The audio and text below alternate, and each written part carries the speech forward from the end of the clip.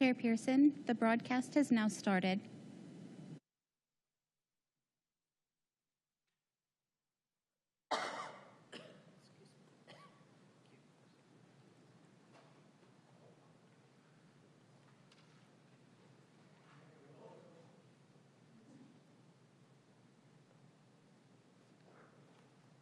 Need to turn the mic on. I'd like to welcome everybody tonight, and I'll call to order the November 6th, 2025 Planning Commission regular meeting for the City of Irvine. Madam Secretary, would you please call roll? Commissioner Stark. Present. Commissioner Lynn. Here. Commissioner Grossman. Here. Commissioner Dela Cusack. Here. Vice Chair Bhatia. Here. Chair Pearson. Present. We have a quorum. Thank you very much. At this time, I would like to have everybody that can stand join us in the Pledge of Allegiance to the United States, the flag. Begin. I pledge allegiance to the flag of the United States of America and to the republic for which it stands, one nation, under God, indivisible, with liberty and justice for all.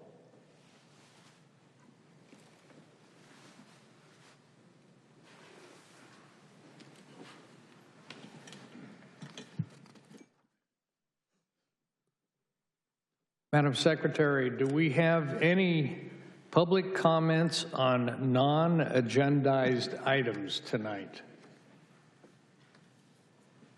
If anyone on Zoom wishes to speak, now is the time to raise your hand. We will take speakers in the chamber first.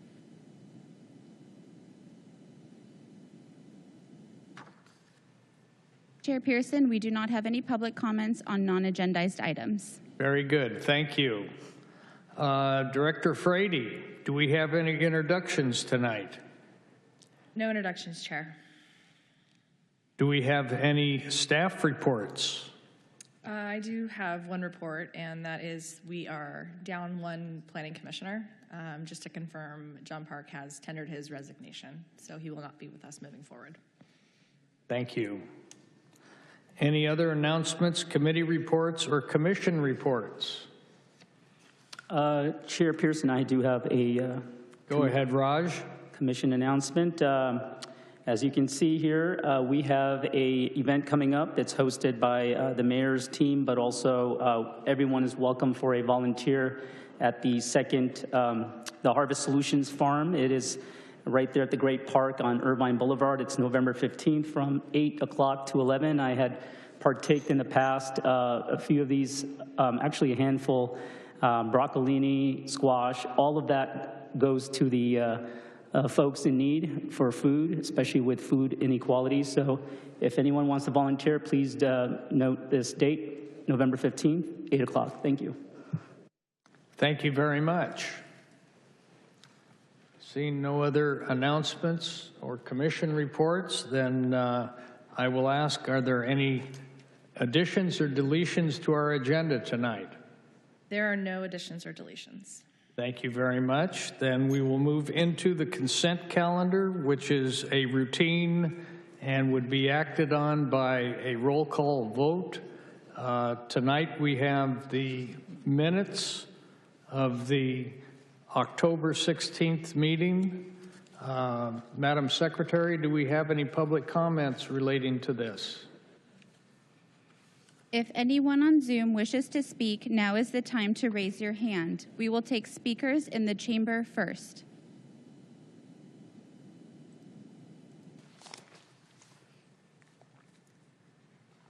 Chair Pearson, there are no public comments on this item. Thank you very much. Then I will ask my fellow commissioners if there's any comments, corrections to be made, and if not, entertain a motion to approve the 10/16/25 Planning Commission minutes. I'll move to approve the minutes. Sorry. I'll second. We have a motion and a second. Let's go ahead and vote.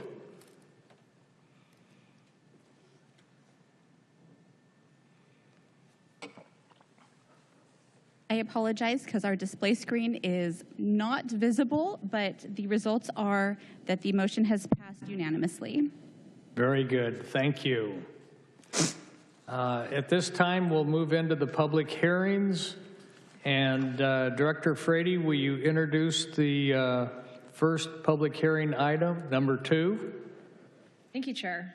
Item 2 is a commercial master plan with administrative relief to allow development of a professional office campus with an accessory private recreation center within District 2 of Great Park Neighborhoods in Planning Area 51, Great Park.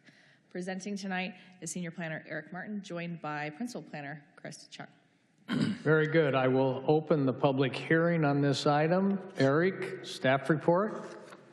Thank you, Chairperson, and good evening to yourself and fellow commissioners. As Stephanie mentioned, tonight I'll be presenting the proposed commercial master plan for the Marine Way office campus project. I'll start by providing some context about the project site. It's shown in red on this slide, and it's a 42-acre vacant site in District 2 of Great Park Neighborhoods. And it's bounded by Marine Way to the south, Muirlands Boulevard to the north, and the Wildlife Corridor to the west. The general plan designates the site Great Park, while the zoning ordinance classifies it 8.1 Trails and Transit-Oriented Development, or TTOD for short. Existing uses surrounding the site include a mixture of commercial, office, and light industrial uses. However, tonight, the Commission will consider development applications which propose to introduce multiple residential communities to the surrounding area. And these would be constructed south of the site across Marine Way and also west of the site across the Wildlife Corridor on both sides of Marine Way. Both the future residential communities and the subject site are highlighted on this image, which maps out the Great Park development districts.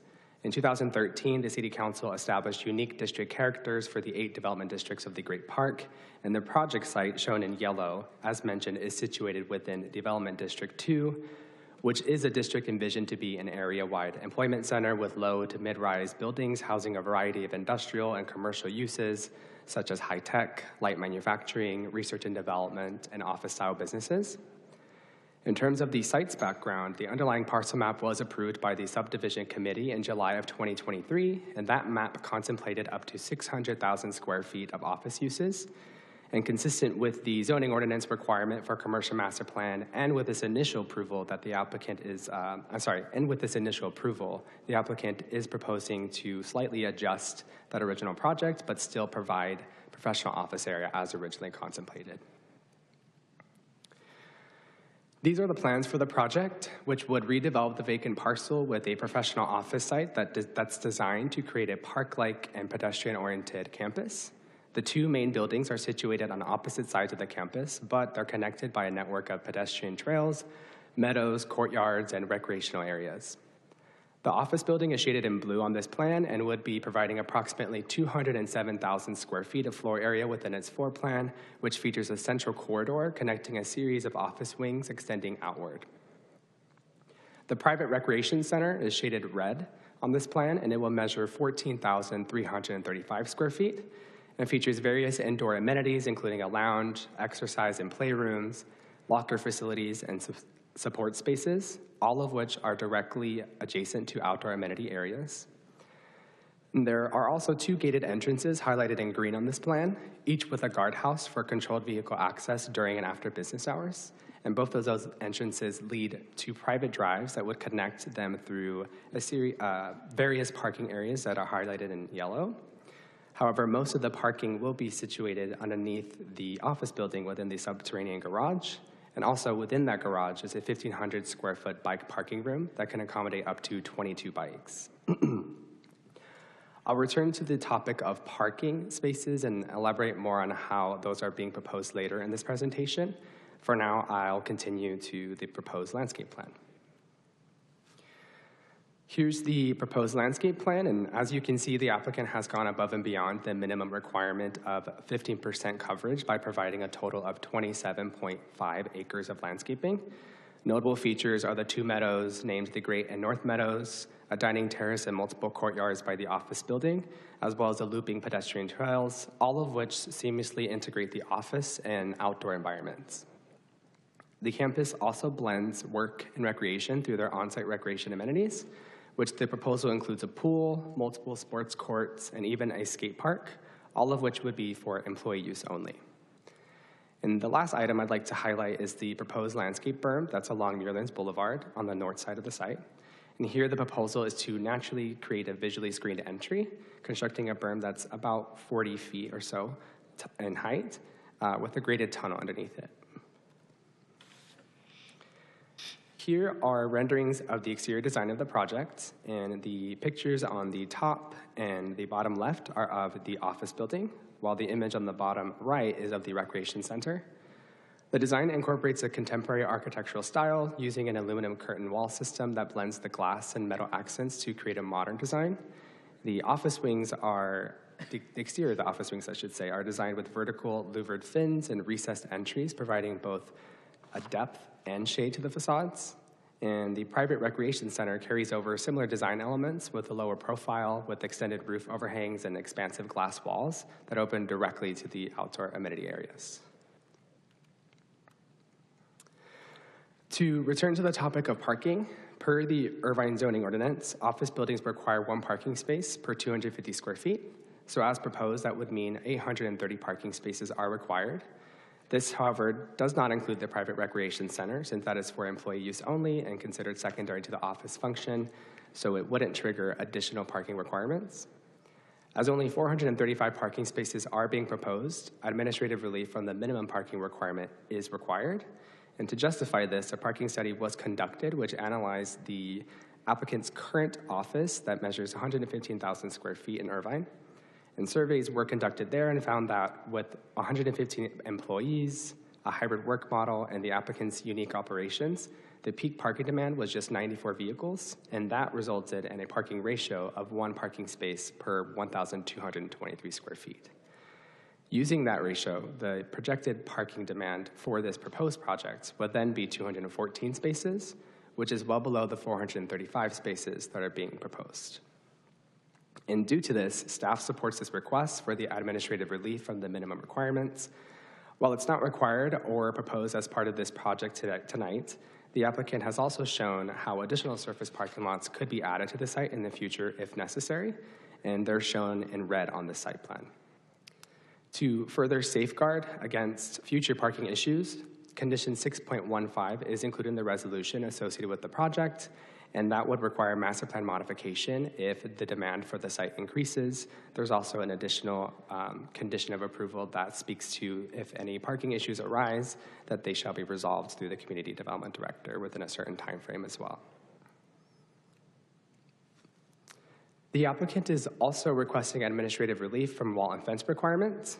Per the zoning ordinance, wall and fence heights are limited to 3.5 feet in street side setbacks and 7 feet elsewhere. To enhance the campus's security, the applicant is requesting to install 8-foot tall fencing and walls, as shown on the site plans on this slide. As proposed, an 8-foot tall security fence would be installed along the side and rear property lines and also within the 42-foot required street side setback areas for Marine Way. This is an image of the proposed fencing materials, which features wood posts with welded wire mesh panels, both of which complement the proposed park-like atmosphere at the campus. And all the fences or walls have been placed to provide landscape setbacks, and these areas are also softened through the drought-tolerant planting that is consistent with District 2 community and sustainable design features. And lastly, the design also maintains clear sight lines for both drivers and pedestrians. And as such, staff also supports this administrative relief as the fence is both functional and visually integrated with the site. In terms of the Transportation Department's review of the project, we reviewed a traffic study that found no new or additional traffic improvements are required, and that led to the Transportation Commission approving the traffic study on June 20, 2023.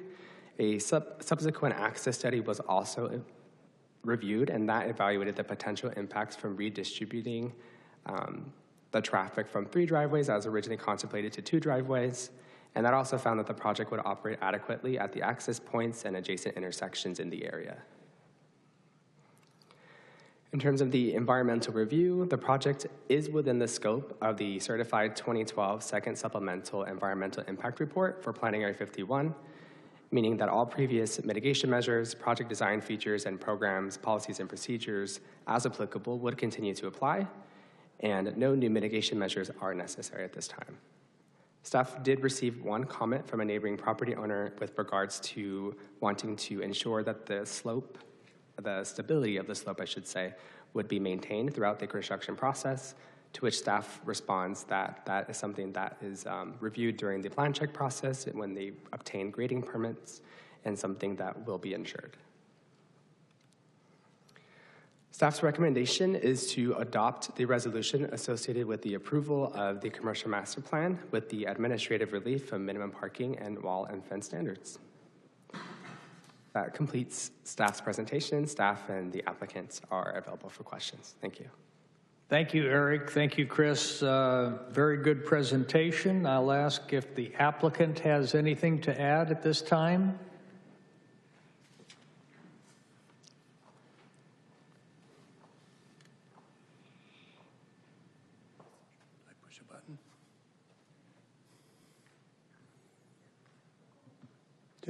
Sorry. Welcome. Thank you. My name's Greg Warner. Good evening. Thank you, commissioners. Thank you, Eric. I'm with Walker Warner Architects representing the client, mainly here to answer questions given the thoroughness of the report. So have at me if you need. So. Okay, make yourself at home, and we will ask questions should they come up. Okay. You prefer I stand here, or I'll just. Thank you. Sit.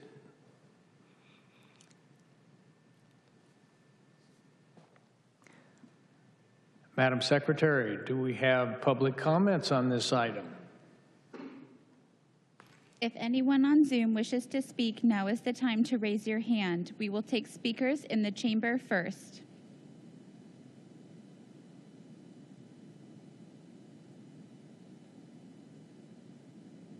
Chair Pearson, we do not have any public comments on this item. Very good. Then I will ask my fellow commissioners, starting with Seth, questions to either the staff or applicant. Thank you. Thank you for the presentation, and thank you to the applicant for being here. Just a couple very, very specific questions. In relation to the height of the walls, are there other examples in the city where we have approved similar types of height, increased heights in order, as requested by the applicant? Yeah, there are a handful of campuses similar to this proposal. A couple that come to mind are the Edwards Life Sciences campus. They have 8-foot tall perimeter fencing, and the Abbey campus also has perimeter fencing that's 8 foot tall, and it's all to enhance site security. Okay, similar to this request. Okay, so there's precedent. And second, can you just elaborate a little bit on how we would review whether or not there was additional parking going to be needed? You set the condition in place, but how would that be evaluated? So if parking problems were to arise, the applicant or whomever is operating there, let's say it's down the line in the future, if parking problems were to arise, they would be conditioned to have to come back and work with the community development director to come up with a solution, whether that solution is submitting a master plan modification if they find that the demand has increased, or it's some other type of parking remedy.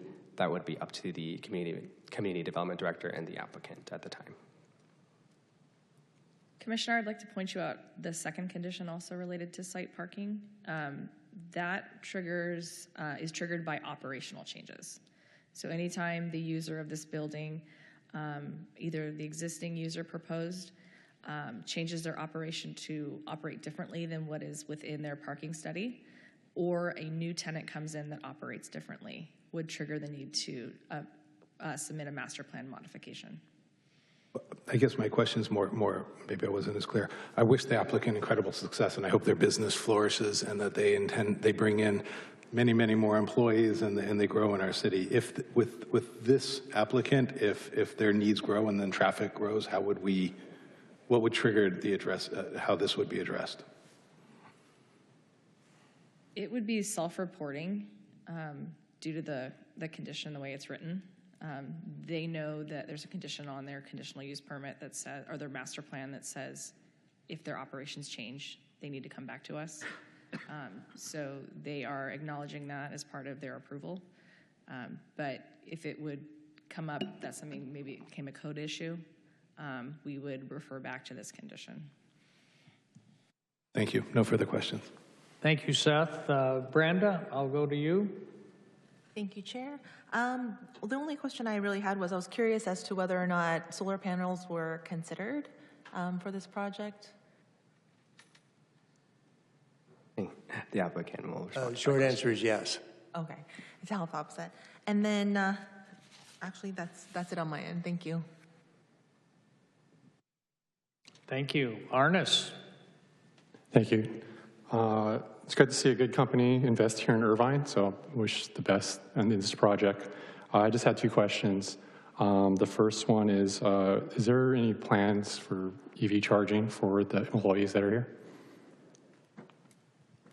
Same answer, yes, thoroughly. Excellent. And my last question is, as long as everything works out and all that, what is like the ETA, the estimated time when you would start this project and completion? March. We have to go through the rest of the regulatory process. Thank you so much. Thank you, Arnis. Jeff? Thank you for the presentation. I only had questions about traffic on Marine Way and the entrance and exit, but it sounds like the condition has that covered, and Seth covered it with the question he had. So thank you. Thank you. And I'll go to Raj. Thank you, Chair, and thank you for the applicant. You know, looking at the renderings, it looks very aesthetically pleasing. It's a workplace oasis. We all appreciate that. I wanted to turn to slide number 9 for the fencing. If you can turn it to there. Yeah. For that diagram, that image that we see, is that a fair depiction of like the color scheme of the fence, or is that just sort of how it's going to look like in terms of the wood? And it seems like there's a hue of red on the fencing itself. Excuse me, I need to confirm, we're not the landscape architects. It's definitely wood posts. I want to say that the fencing is either, it isn't copper, but it's a woven wire mesh and meant to patina. And so it's not red. I mean, it would be natural tones, I guess I'd say. Yeah, and that was my recommendation. If I could, just a recommendation is to have some sort of lighter tone, more inviting, like a hue of bamboo color for the wood itself or the fencing. Yeah, I think this is a photo montage that they put together for this image. So I think the post would go fade to natural, I guess I'd call it. I see, okay. And would there be any trees planted along the lines of the If you look at the landscape plan, again, this is a rendering, a montage. I think the idea is that the planting would surround on both sides of the fencing, just to kind of make it go away visually, so to speak. Okay, all right, no, thank you. One other question was about the recreation center. Is that going to be off hours, perhaps, access for any community, like the Great Park events for off hours, or is that strictly for? Strictly employees. And it would be before and after work as a result, and families, of course, so weekend use relative to the employee families. Excellent, okay, thank you. Thank you for that. No other questions. Thank you, Raj. Thank you, my fellow commissioners, for the questions. I'm very impressed with the architecture, the land use that is being proposed, the extensive landscape. I do want to ask staff one question. If it changes use or changes ownership, and we find that there is a need for the increased parking that was designed to supplement what is existing, do we still fall within the statutory landscape requirements if we add those paved areas? I don't have the exact numbers, but I would venture to say yes because of how much they're exceeding it. They have 65% coverage now. So we can get the numbers and specify that for you if you'd like for us tonight. No, I'll take your word for it, Eric. Okay, thank you, Chair. No, I am very impressed with this. I think this is a type of development that we don't see too much in our area, given that the percentage of landscape far exceeds the buildable area, and I know it's an odd-shaped parcel, but having this type of use in our city is exactly what we want to see. So at this point, if there's any other comments or questions, I will close the public hearing and entertain a motion. A motion to approve the recommended actions in item 2. Second. We have a motion and a second. Let's vote.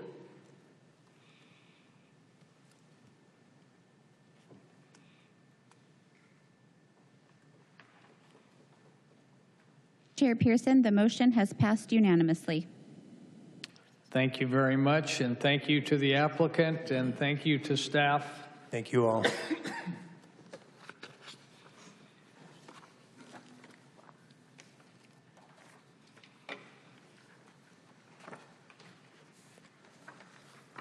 Move into our second public hearing item, which is Great Park Neighborhoods proposed amendments to a whole bunch of stuff. More than I want to see, Hernan. So I will ask Director Frady to introduce the item. Thank you, Chair. The item before you is a general plan amendment, zone change, 5 vesting tentative track maps, 5 master plans, master plan modification, 3 park plans, park plan modification, modification to master affordable housing plan, and modification to district design sustainability guidelines for residential development within districts 2, 5, and 6 of Planning Area 51, Great Park. Presenting tonight is Senior Planner Hernan DeSantos, joined by Principal Planner Nick Maloney. Very good. Hernan? Yes. Good evening, Chairperson and members of the Planning Commission. Staff would like to thank you in advance for your time and patience as we present to you the following item. Planning Area 51 is generally bounded by Irvine Boulevard and Portola Parkway to the north, the Eastern Transportation Corridor to the west, the Irvine Spectrum area to the east, and the Interstate 5 freeway to the south. Specifically, the project sites are located north of the I-5 freeway and south of Marine Way in the southern portion of Planning Area 51. Just to provide the Commission with a brief background of the Great Park neighborhoods, in September 2011, the City Council approved a general plan amendment and zone change that approved the first phase of the Great Park Neighborhoods project. In November 2013, the City Council approved another general plan amendment and zone change that approved the second phase of the Great Park neighborhoods, which resulted in a maximum of 10,556 dwelling units and a maximum non-residential intensity of over 4,900,000 square feet. In April of this year, the applicant submitted a new general plan amendment and zone change and other associated applications in order to permit residential development in the southern portion of Planning Area 51.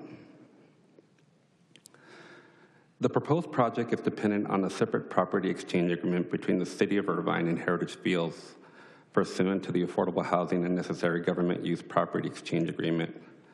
As part of the exchange agreement, the City Council will consider approving the conveyance of land between the City of Irvine and Heritage Fields, which will result in an additional 9.4 acres conveyed to the City of Irvine.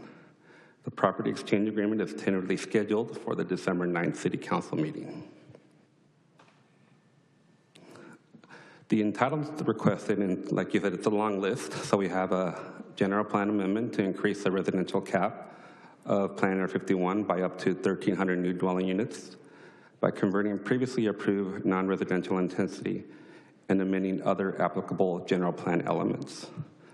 We have a zone change to ensure the zoning ordinance is consistent with the general plan amendment changes and also making applicable changes to Section 3-3739 and Chapter 9-51 of the Irvine zoning ordinance.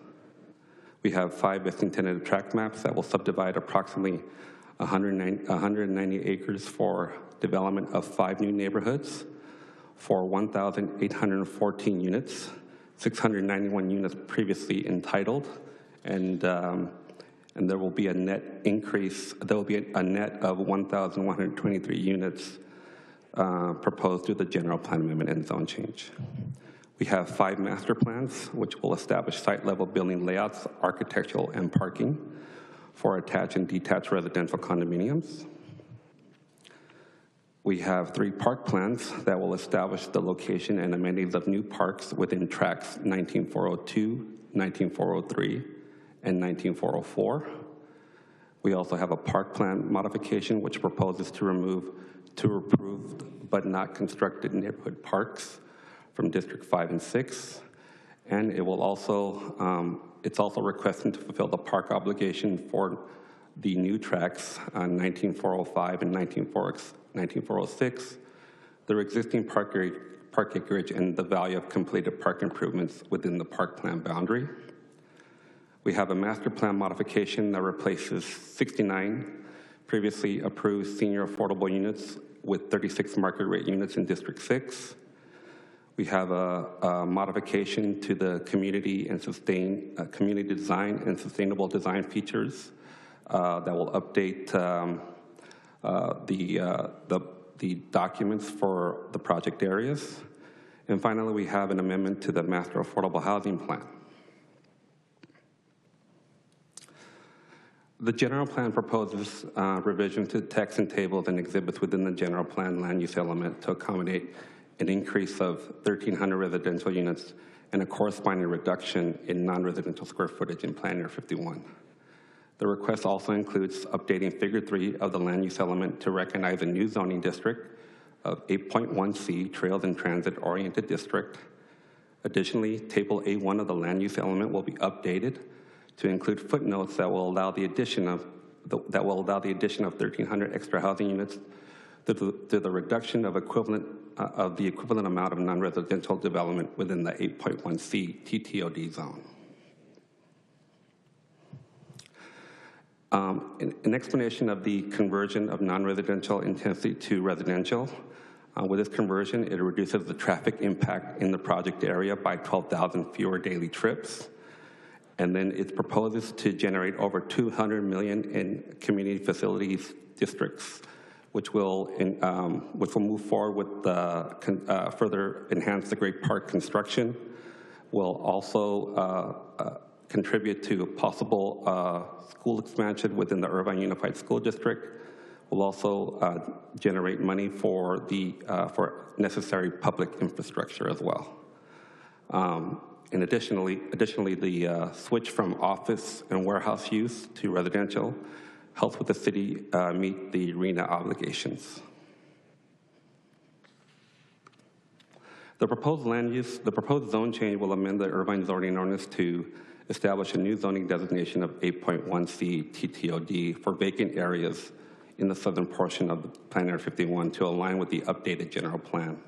The zone change ensures that if residential units are built on heritage fields within the proposed zone, there must be a corresponding reduction in non-residential intensity with the reduction based on equivalent traffic generation. The application also includes amendments to Section 9-51-6Q to permit residential development within District 2, and revises 9-51-6Q to describe the mixed-use urban core connecting the Great Park Cultural Terrace and updating the description of areas outside the urban core to reflect the new residential development proposed within District 6. Finally, the zone change will amend miscellaneous chapters of the Irvine zoning ordinance to correspond with the general plan update. The first of the new neighborhoods for Plan Area 51 is located within Tract 19402. It's located, which is in District 2, where 36.1 gross acres will be subdivided into 11 lots for residential purposes and 23 lots for parks, landscape, and private street purposes to allow for the development of 310 attached and detached residential units. Additionally, this map will include a park plan that will provide 2.3 acres of parkland to serve an estimated population of 761 residents. The second neighborhood is located within Tract 19404 in District 2, where 56.6 gross acres will be subdivided into 21 lots for residential purposes and 28 lots for parks, landscape, and private street purposes, and which will allow for a master plan development of 474 attached and detached residential units. This tract also includes a park plan, which would provide 3.72 acres of parkland to serve an estimated population of 1,159 residents. Per Section 3-15.9 of the Irvine zoning ordinance, it mandates a 30-foot setback along the I-5 freeway, which is identified as a special landscape street. The only improvements that are permitted within the 30-foot, within this 30 feet are driveways, sidewalks, planters, and walls.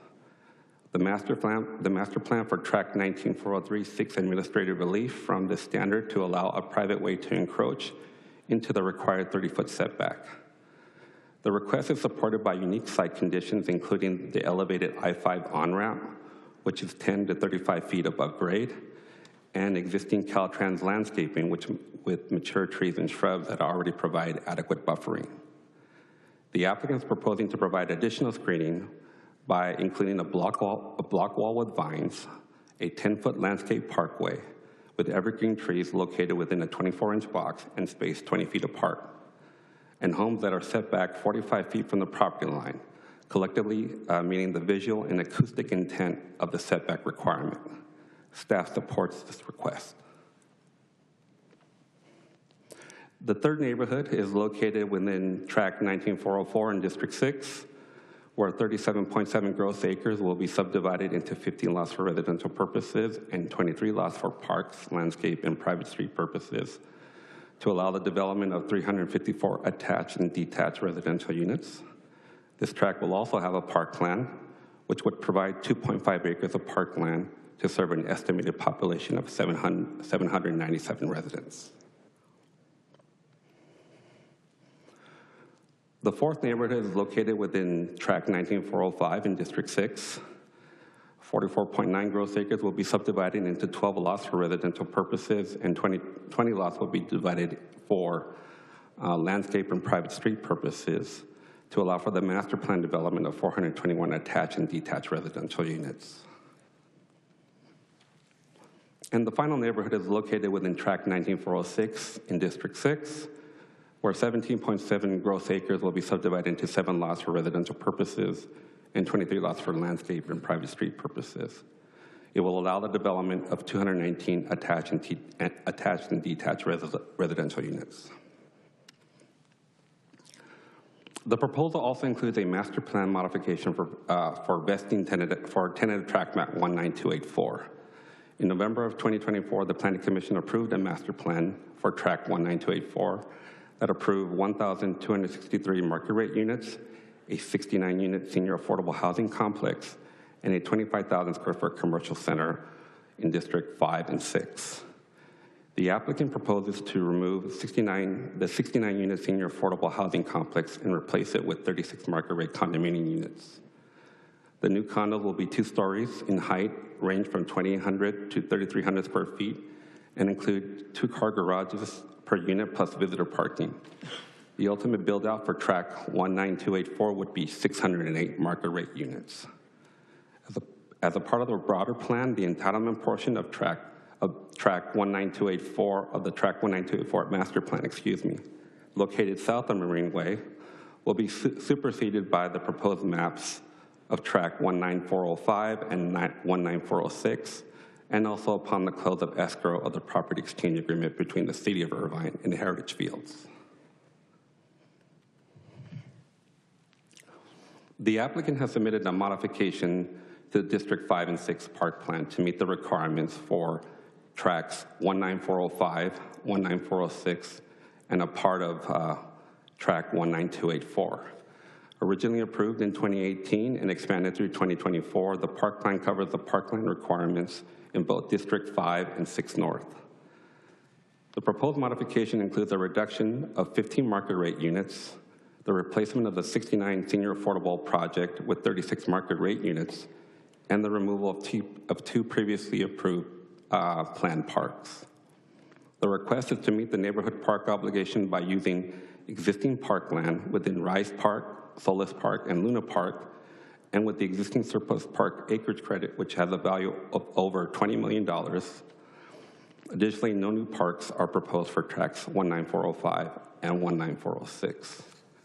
With 28.1 acres of existing parkland and 3.4 acres of surplus park credits, the 30.61 acre park requirement is fully satisfied, leaving a surplus of 0.97 acres.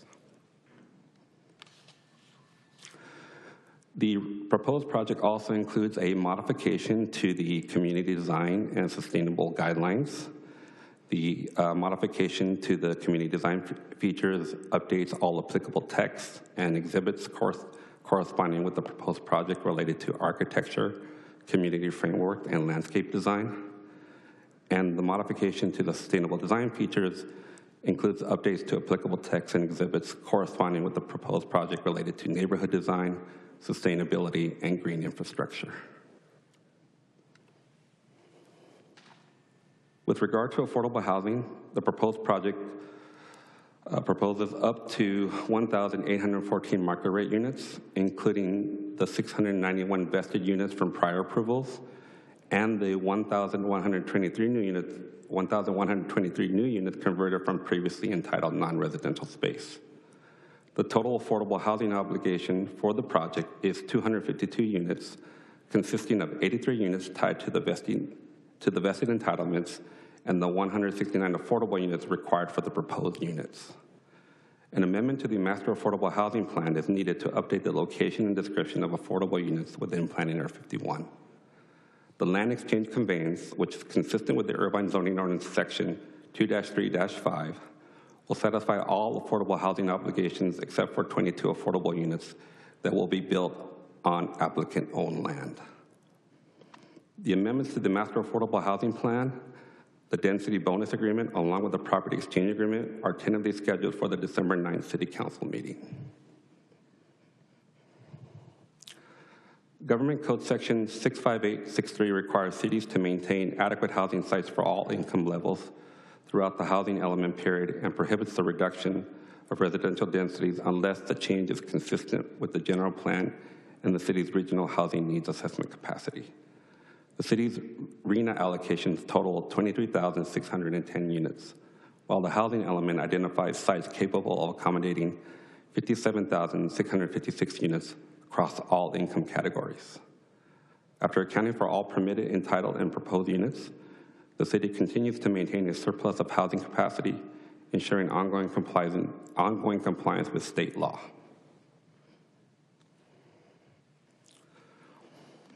On September 9th,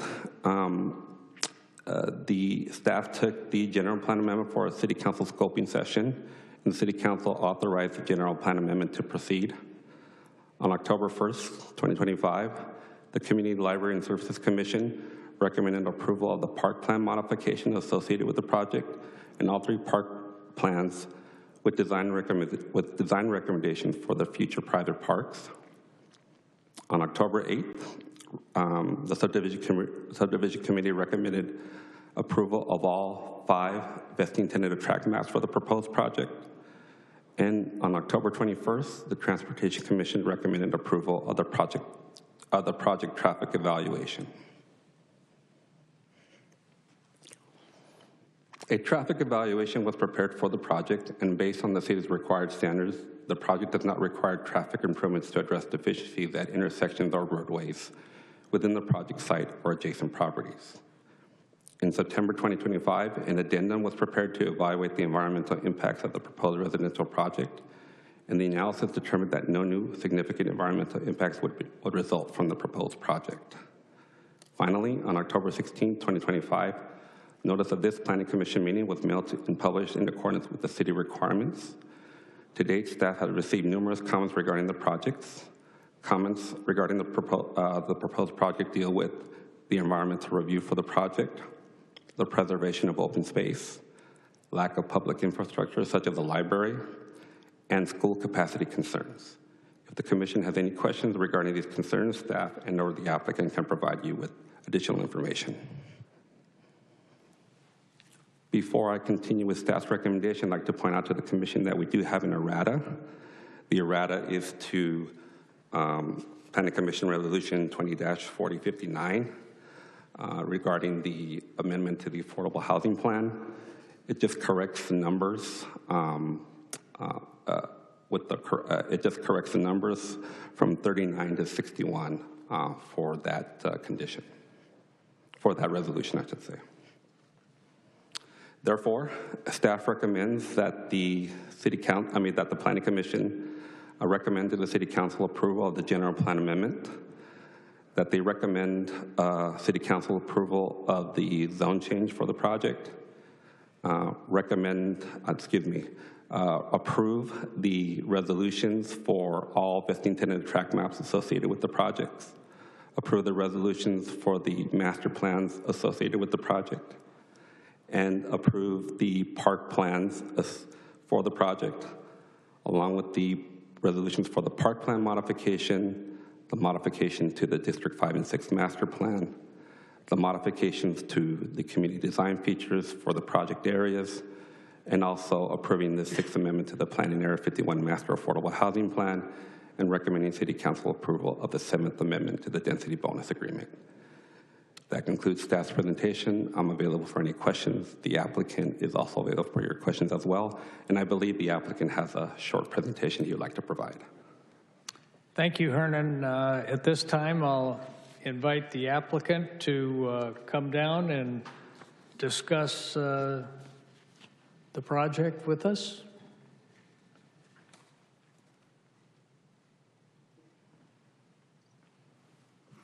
Thank you, Chairperson. Thank you, Hernan, Nick, and the rest of staff. This is about a year in the making, and we're really happy to be here tonight. Really appreciate your time. I know there's a lot there. I'll try and get through this very quickly. About a year ago, the city came to 5 Point with the idea of creating a city visioned TOD downtown, kind of in exchange for a couple of parcels south of the rail. Heritage Fields would exchange an equal amount of land within the Crescent area. I'll show that in a second. In February, this issue was brought before City Council and was unanimously approved to pursue a land exchange with Heritage Fields to create this TOD, this downtown vision that the city wanted to see. About that same time, actually before February, I was before this Planning Commission with the master plan that Hernan spoke of before. That had, it totaled more than the 691 residential units, but in the Crescent, we had a land plan for 691, and we had tentative parcel maps for about 2 million square feet of warehouse and office. Overall, it was about 35,000 trips. We got kind of a first pass at an equal swap, 26.4 for 26.4. And you can kind of see what that did to our Crescent land plan, pretty much wiped out half of it.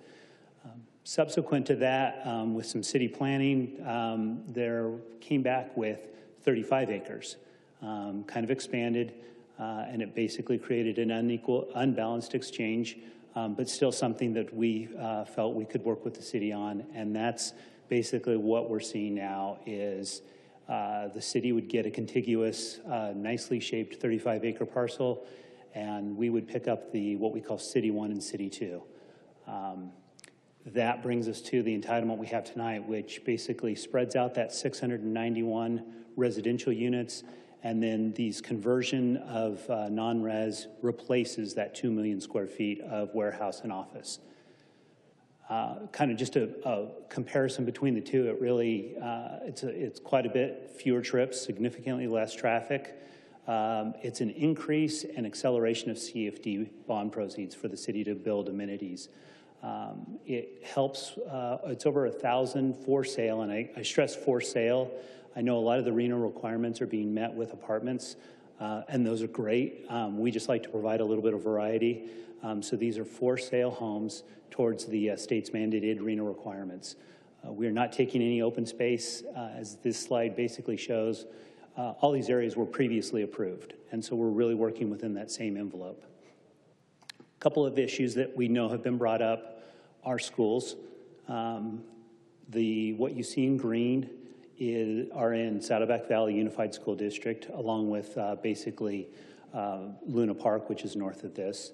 And then below the rail is Irvine Unified School District. And back in September, the issue was brought before the IUSD school board, and they unanimously approved a plan to where these students would go to Beacon K-8 and Solis K-8.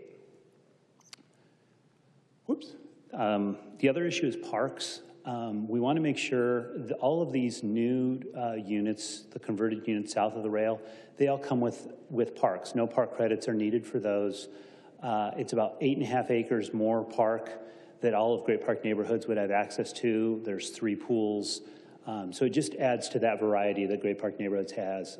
The total is about 70 acres, I think it's 72 to be exact, of park that the Great Park neighborhood residents have access to, which is nice. There's a variety. There's never, there's a high standard, but there's variety. And last but not least is retail. We know retail is important. It was very important that the plan that we brought before you last year included 25,000 square feet of retail. That is actually now located within what would be this TOD opportunity zone. But besides that, these units are actually located very convenient to a lot of existing retail. There's basically 4 supermarkets, 4 shopping options that these residents could go to before they need to go to Woodbury. Woodbury is about 4 miles away. A lot of Great Park residents go there. We've heard that it's impacted. These could go to Whole Foods, Albertsons, another Ralph's, which are all closer. And there's existing retail opportunities. There's the Irvine Spectrum is like 1.5 miles away from here, which is phenomenal. These residents, that's basically would be their local, almost their local hangout. Obviously the canopy, and to just give you a quick update on that, forms are being placed for the foundations. I believe they're still on pace for opening that later this year, or I'm sorry, late next year. I wish it was later this year. But the nice thing is that all the other retail opportunities are there. And last but not least, while I have this up here, I wanted to give an update on Marine Way. I'm not sure if this Planning Commission is aware of the progress we're making on Marine Way, basically from the Great Park all the way down to Bake. And it's kind of broken up into a couple of segments. There's where the sports park is a street called Skyhawk. And from Skyhawk, basically all the way over to Lynx is paved. We're in the process of signing striping and putting signals there. That will open to the public in phases. Most likely it'll start early next year, and into the spring to summer we'll turn that over to the public. So that'll be another option. The big one is Lynx to Barranca. That also includes the Marine Way undercrossing, which is going to be interesting. It's going to be fun in the fact that that undercrossing actually will get pushed. They will form up the undercrossing. They will have it in place next to the rail. The rail has a scheduled stop right now, or scheduled closure. They're using a September of 2026 closure. They'll cut the rails and they will push. For 3 days, they will push that completely built undercrossing into place, backfill, and basically after that long weekend, rail traffic right over the top. That will be, as I mentioned, September of 26, with Marine Way to Barranca opening most likely in winter of 27. The last part is adjacent to a couple of our maps here, Alton to Bake. Again, it's paved. Hopefully we have your support tonight because we have improvement plans that can basically sign, stripe, and signal that based on the entitlement that we're hoping to get tonight. And that would be able to open up most likely by the spring of next year. So within 15 months, which seems long but actually isn't, Marine Way will open from Bake all the way to Skyhawk, then to Ridge Valley. So really that full connection is just around the corner, and it's all under construction. So we're excited to share that, excited about this project, really enjoy the opportunity to really help the city create the downtown vision that they came to us with. So with that, I'm here to answer any questions you have, and hope to have your support tonight. Thank you. Thank you, Corey. Make yourself available. At this time, I would like to open it up for public comments. Madam Secretary.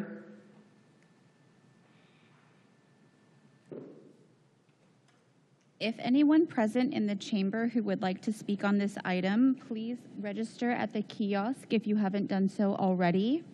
For those of you on Zoom who would like to speak, now is the time to raise your hand. We will take speakers in the chamber first.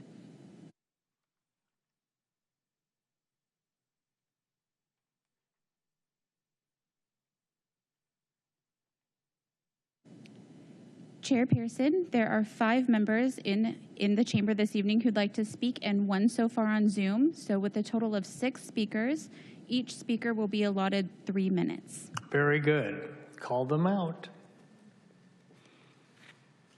First, we'll take Shirag.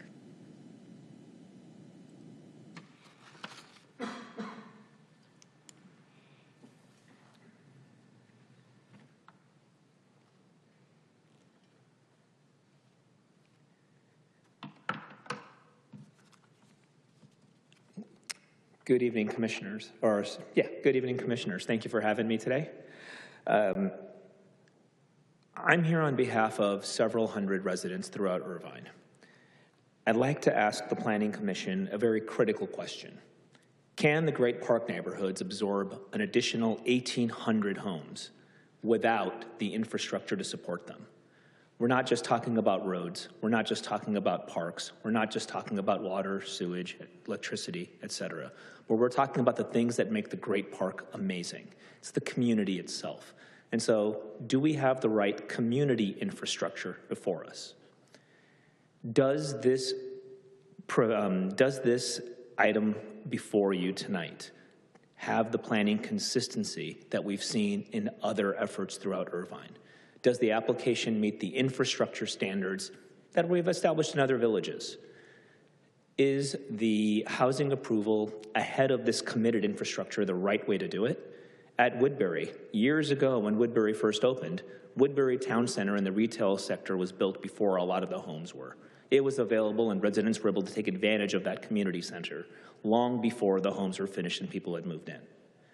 What's the community impact? Can existing facilities support an additional 1,800 homes without degrading service levels?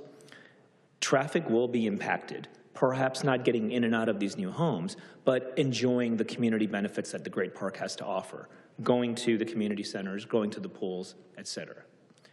Now, this is not to say we as residents are against development.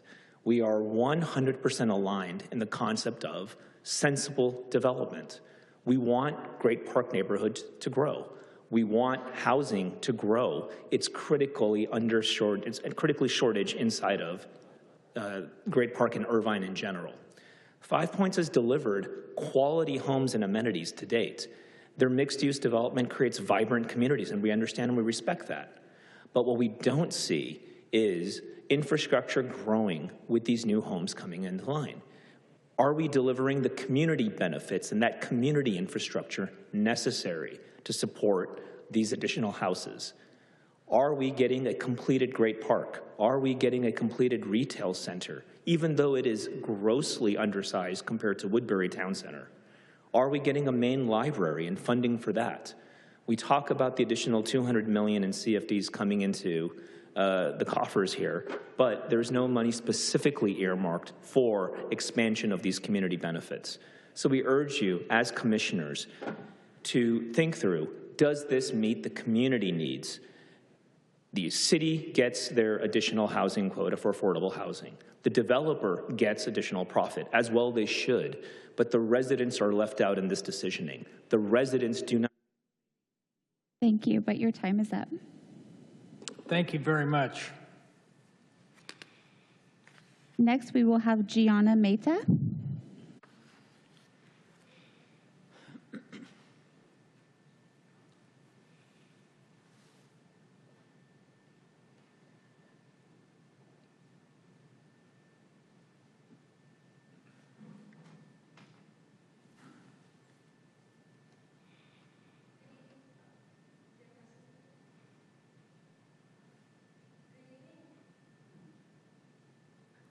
Good evening, members of the Commission. My main library in our community. This proposal doesn't invest in my community. I care about the library effort. The library has been part of my life for as long as I can remember. I've been visiting every week since I was only 2 years old, and has always been a warm, welcoming space, a place that feels like a second home. Now, as a teenager, the library means even more to me. It's a place I feel inspired to grow. But the library isn't just important to me. It's important to our whole community. It's where children discover the joy of stories, where teens find belonging, and where adults continue to learn and connect. Without a main library, we lose more than books. We lose a space that brings people together, a place that helps every generation learn and feel part of something larger. Please help us keep that space alive. The library is truly the heart of our community. Thank you. Thank you very much. Next, we'll have Jennifer Curry.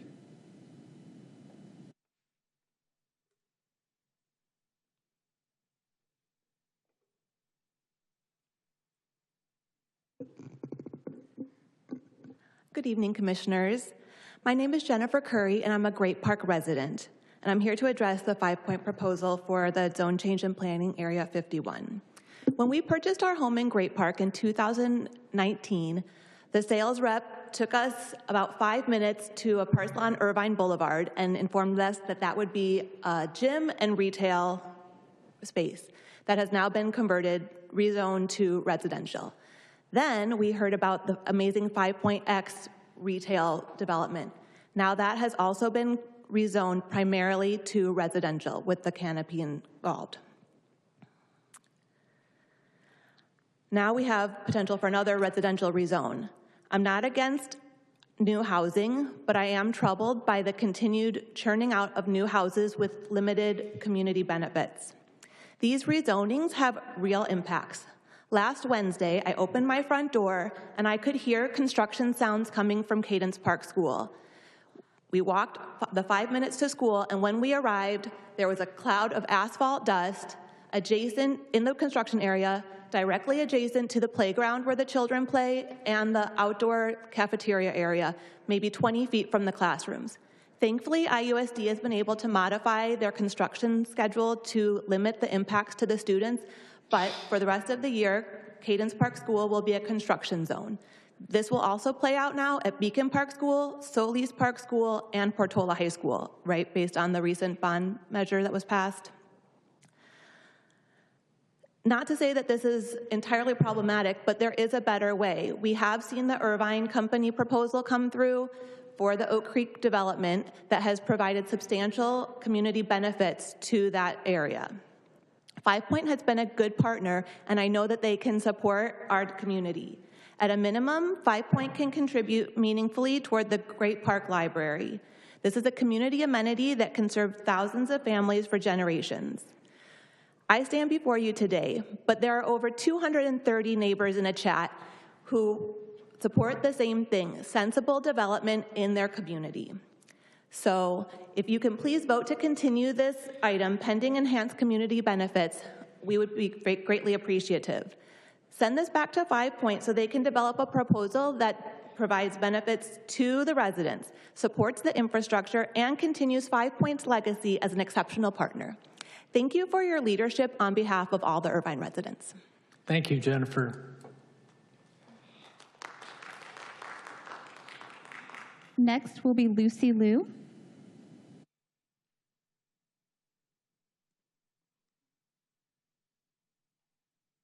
Good evening. Dear Planning Commissioners, my family and I moved to Irvine because of its reputation. Irvine is a city known for thoughtful planning, excellent schools, and a high quality of life. That's the promise that brought me and many of us to the city. I love my Great Park neighborhood, but it's also clear that our community is not complete. Unlike other villages in Irvine, Great Park still lack many essential elements that make a neighborhood feel whole. For example, we talked about the retail spaces and lack of community gathering places. And our schools are overcrowded and under-resourced. Even kindergarten classes have 30 or more students per class. And our teachers, though they are amazing, but they shouldn't have to struggle to give our kids the attention they need. And then there's a great park itself. It has enormous potential to be a shining centerpiece for Irvine. I know there are many projects currently underway, but there isn't an anchoring institution that can serve everyone, regardless of age, background, anything. Building a main library at the Great Park means we can finally have a space that brings education, recreation, culture, and community life all together. So when you're evaluating this deal, please consider more than the minimum requirements. Do these requirements measure up to the Irvine ideal? As you can see from the residents who have shown up today and many more who have written emails to the Commission and City Council, we believe we can do better. We have the opportunity and the responsibility to grow sustainably and with purpose. So let's not settle for less. Our families believe in the Irvine vision, so it's time for the vision to turn into reality at Great Park. Thank you. Thank you, Lucy. Next, I will call Vince Chow.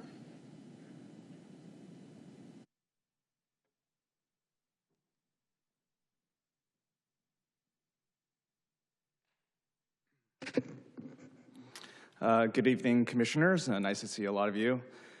Thank you for the opportunity to speak today. I'm here to address the rezoning request for PA 51 in the Great Park. First, I want to thank each of you, as you guys are fellow residents, for volunteering your time to ensure that Irvine continues to live up to its reputation as a master plan city that is forward-thinking and provides an exceptional quality of life. That is no small responsibility. It's through the same lens of care and stewardship that we should view this zoning request. Good planning means balance between additional housing and building the infrastructure needed to support the people who will ultimately call it home.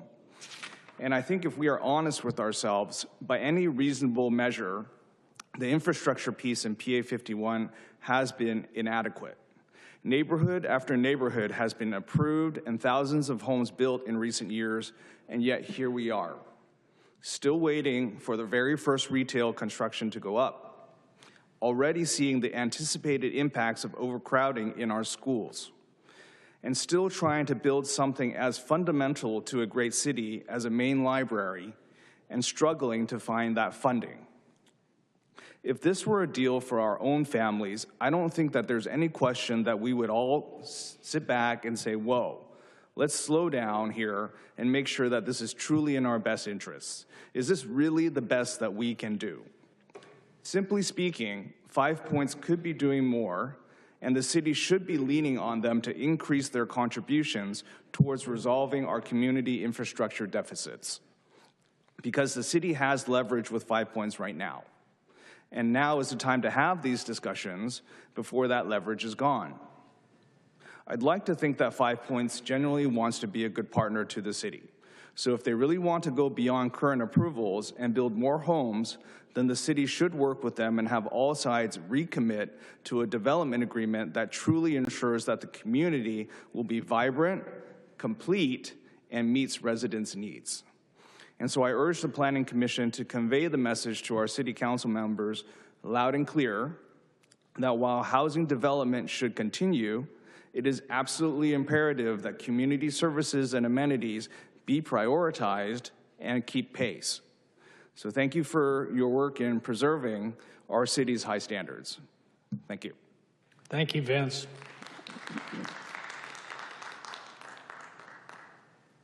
Chair, we will now move on to our Zoom speakers. We have two. Michael L., go ahead. Thank you, Madam Clerk, and good evening, Commissioners. My name is Michael, go Rowe. ahead. Can you hear me?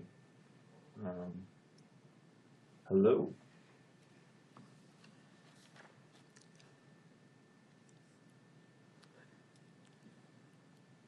Good evening, Commissioners. Can you hear me?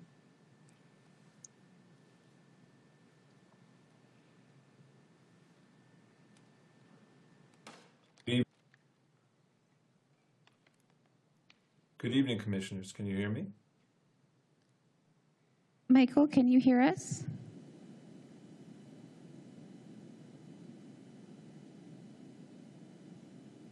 Good evening, Commissioners. Can you hear me? I think we're having technical difficulties with Michael, so I'm going to move on to our second speaker and give him a moment to refresh on his end. So I'm going to go ahead and mute Michael, and then Melissa C., go ahead. Hello, can you hear me? Hello? Hello?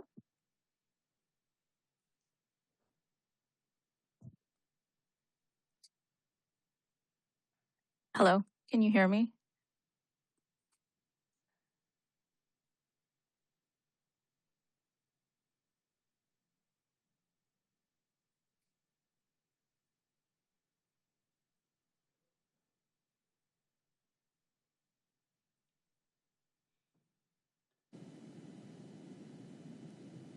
Melissa, we can't hear you. Are you unmuted?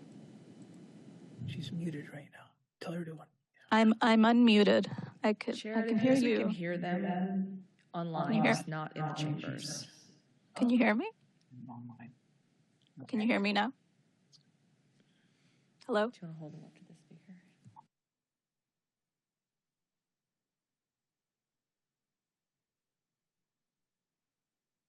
Hello?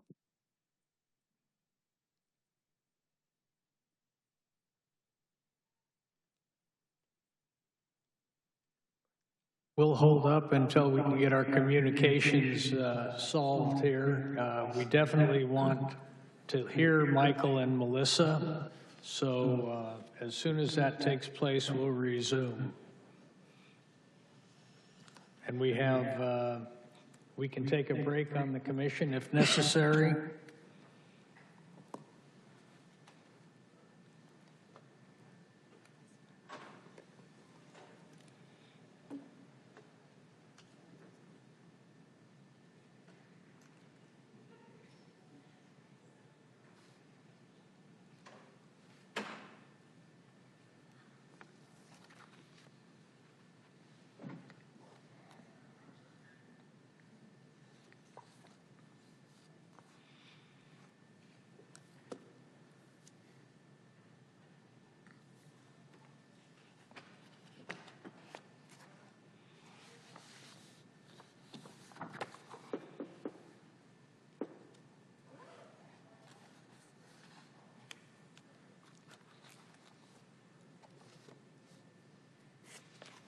Thank you for bearing with us.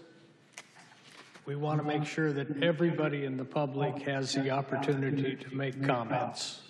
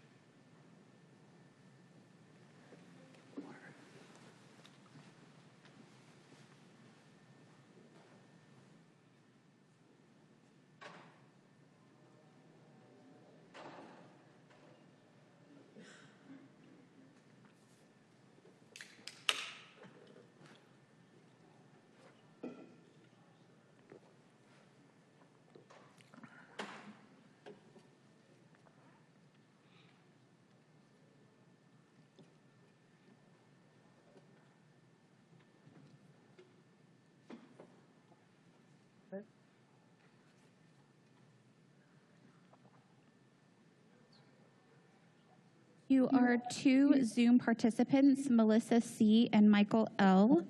If you could please call the number when I call your name, if you could call 949-371-9297. We will take your comment via phone.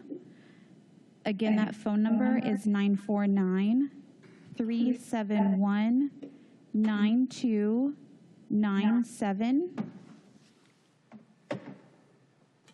I'd like to go back to Michael L., as he was the first to raise his hand in Zoom. So if he would call that number, we'll take your comment over the phone.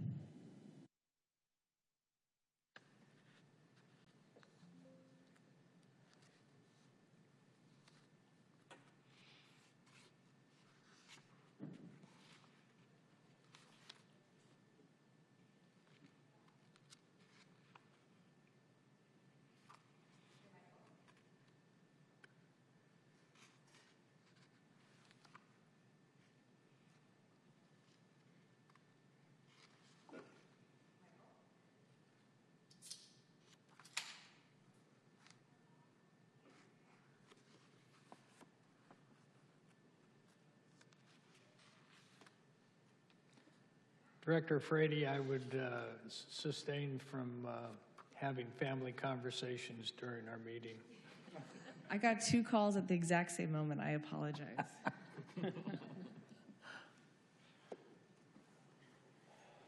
Taya, can you ask them to call one more time?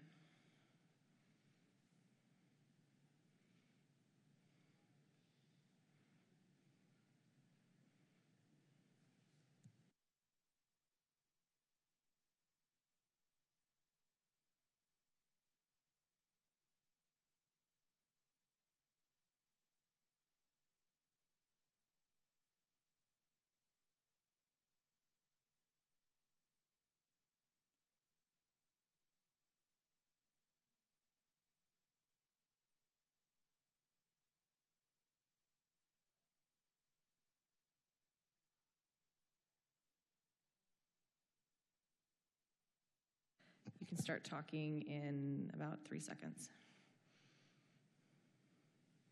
Okay, go ahead. Yes, thank you, Commissioners, and I hope I didn't contribute to the technical issues. My name is Michael Lozo. I'm here talking on behalf of Supporters Alliance for Environmental Responsibility, also known as SAFER, and we had just some concerns with the use of an addendum for this project with the change to the 1,300 additional residential units. And in particular, we're concerned that the previous EIR had determined that the air quality impacts from construction operation of the project would be significant and unavoidable. And since the time of those, the original EIR plus the 2 subsequent EIRs, there have been a lot more mitigation measures to control air emissions from construction equipment and other features of the project. And we think the addendum doesn't capture any of those new additional mitigation measures, or many of them. And in addition, we think we're concerned with indoor air emissions from composite wood products used for finishing in residential projects such as this. And there's new information that has arisen since the 2012-2013 EIRs that indicates that even if the materials used in the projects comply with the California Air Resource Board's formaldehyde emission rules, that new information indicates that although that reduces from the formaldehyde from previous situations, it still leaves formaldehyde emissions that exceed the significance threshold for cancer risks of 10 in a million, which would be normally reviewed under CEQA and a subsequent EIR. So those are our 2 main concerns at the moment, and I appreciate the opportunity to comment to you tonight. Thank you, Michael. We appreciate the concern and bringing this to our attention, and we'll definitely take it into consideration when we discuss this project moving forward. Thank you. Chair Pearson, I've now asked Melissa C. to call Director Frady, so we'll wait for her call to come in. And thank you to everyone for your patience. This is a first.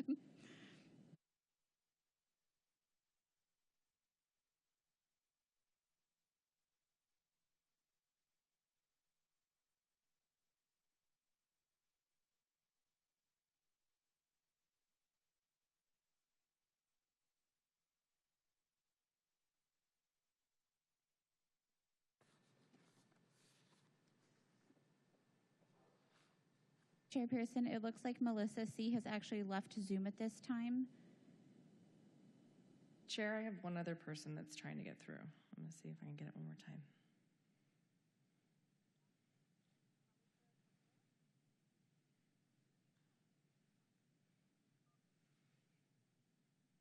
Hello? Hi, would you like to do a public comment? Okay. Okay, please begin. Okay. Hi, this is Melissa Cabrera. Thanks for taking the time to listen to me. I just wanted to ask that the priority be placed on the infrastructure. Please help us with our schools, roads, and amenities before adding more homes. And I want to also ask that our spaces over here in Cadence be finished up before we move on to adding more houses. I would really love to see those spaces just finished up. It's kind of sad to walk out of our home and see desolate spaces still over here. And I really love all the planning that's been done and all the amenities that have been added. But I just really would love to see like the infrastructure done first. And just thank you for your time. That's it. Thank you. Thank you very much. Appreciate the time and consideration in making the public comments. Do we have any others, Madam Secretary?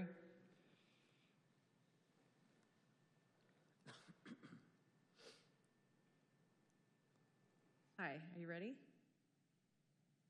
Okay. You can begin. Hi, this is Teresa. Thank you guys for taking my call. I would just like to remind Commissioner Arness that in 2023, he spoke on behalf of the entire task force, stating that 5 Point should not get any more new housing approvals until our community has more amenities built in, because we are already overflowing on all of our amenities.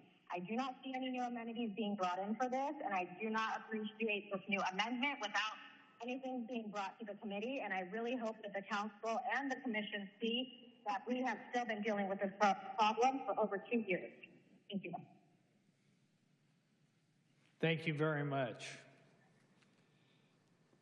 I believe that's it. Okay, then we will cease the public comments and go into our discussion with the commission. Brenda, I will allow you to start the conversation with staff and or the applicant. Thank you, Chair, and thank you, staff, for the presentation. This is very comprehensive, but there's so much more to it. I'm sure that, and it was a lot to digest, I'm sure, for the residents who have been in attendance. Let me go through my notes. Give me a second. One thing, I guess I'll start here with one thing that was mentioned was, in terms of the public commenters, there's a lot of emphasis on community benefits. And there was a comparison to the Oak Creek project. How does this 5 Point plan compare to what seems a more comprehensive Oak Creek project? Thank you, Commissioner. These are two really different projects based on the background behind them. The project before you tonight is under an approved development agreement, which was vetted, and all public amenities were agreed upon at the time of its approval. The Oak Creek project is different because that is proposing new residential development above and beyond the maximum dwelling unit cap for that planning area. So in doing that, public benefits are proposed. So there is a difference. That's above and beyond the cap. This project is within the approved cap contemplated under the development agreement. Okay, and then just so we can understand better, these development agreements that keep being brought up, how does that play a role in what we can and can't do as a commission, as well as when this gets kicked up to the city council?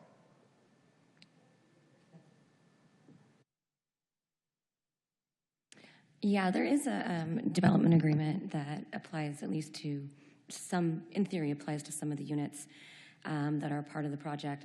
That development agreement is the amended and restated development agreement. The ARDA is generally what we refer to it as. There are provisions in that DA that talk about the city needing to process entitlements within a certain period of time or expeditiously. And there are also provisions that talk about the developer having the ability to control the rate and timing of when those entitlements come through.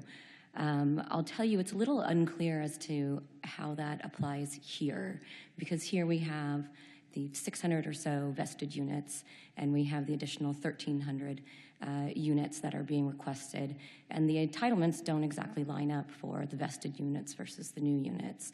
So I would say that, in my opinion at least, those provisions don't apply here because the entitlements don't line up with those vested versus unvested units, and they all ultimately rely on the general plan and specific plan, or the general plan and zone text amendments. So I hope that's a pretty good answer for you. And I will say, just to add on to make this answer even more lawyerly, there is an exception there, and that is the community parks requirement in the ARDA does still apply here because it has specific language that relates to future entitlements. So. Okay, thank you for that. Something that was mentioned by one of the commenters, and which I've asked before in the past, when the Woodbury Town Center was built, it was before a lot of the homes around the area were built. Now, how is it that Irvine Company was able to do that and plan and build retail before? And in this case, in the Great Park, it seems like, you know, what they're asking for is retail. So what is the difference between what the Irvine Company has done and what 5 Points is doing? I don't want to get into or opine on how Irvine Company was able to build all these amenities before they had residential in place to support them. That's just been the traditional way they have built out their neighborhoods. In this case, 5 Points doesn't operate in the same way. Okay, I will be happy to pass the mic for now. Thank you. I'll go down to Seth. Thank you to staff, thank you to the applicants, and thank you to all those that came today to speak and on phone or Zoom phone. Staff, part of the recommendation element of the general plan is because of the land swap that is developing, and that's part of a transit-oriented development zone. I would, for my sake, and I think for all of our sakes, could you elaborate on what the benefit or around that transit-oriented development zone brings to the city and why this is desired? Sure. As you can see on some of the maps that we have, the Crescent is a really important area next to the train station. In this exchange, the city would get sort of a key piece of land that would allow for the future development of a transit-oriented development that would link the Great Park as an important resource in the city with the Spectrum area and the transit center in this area of the city.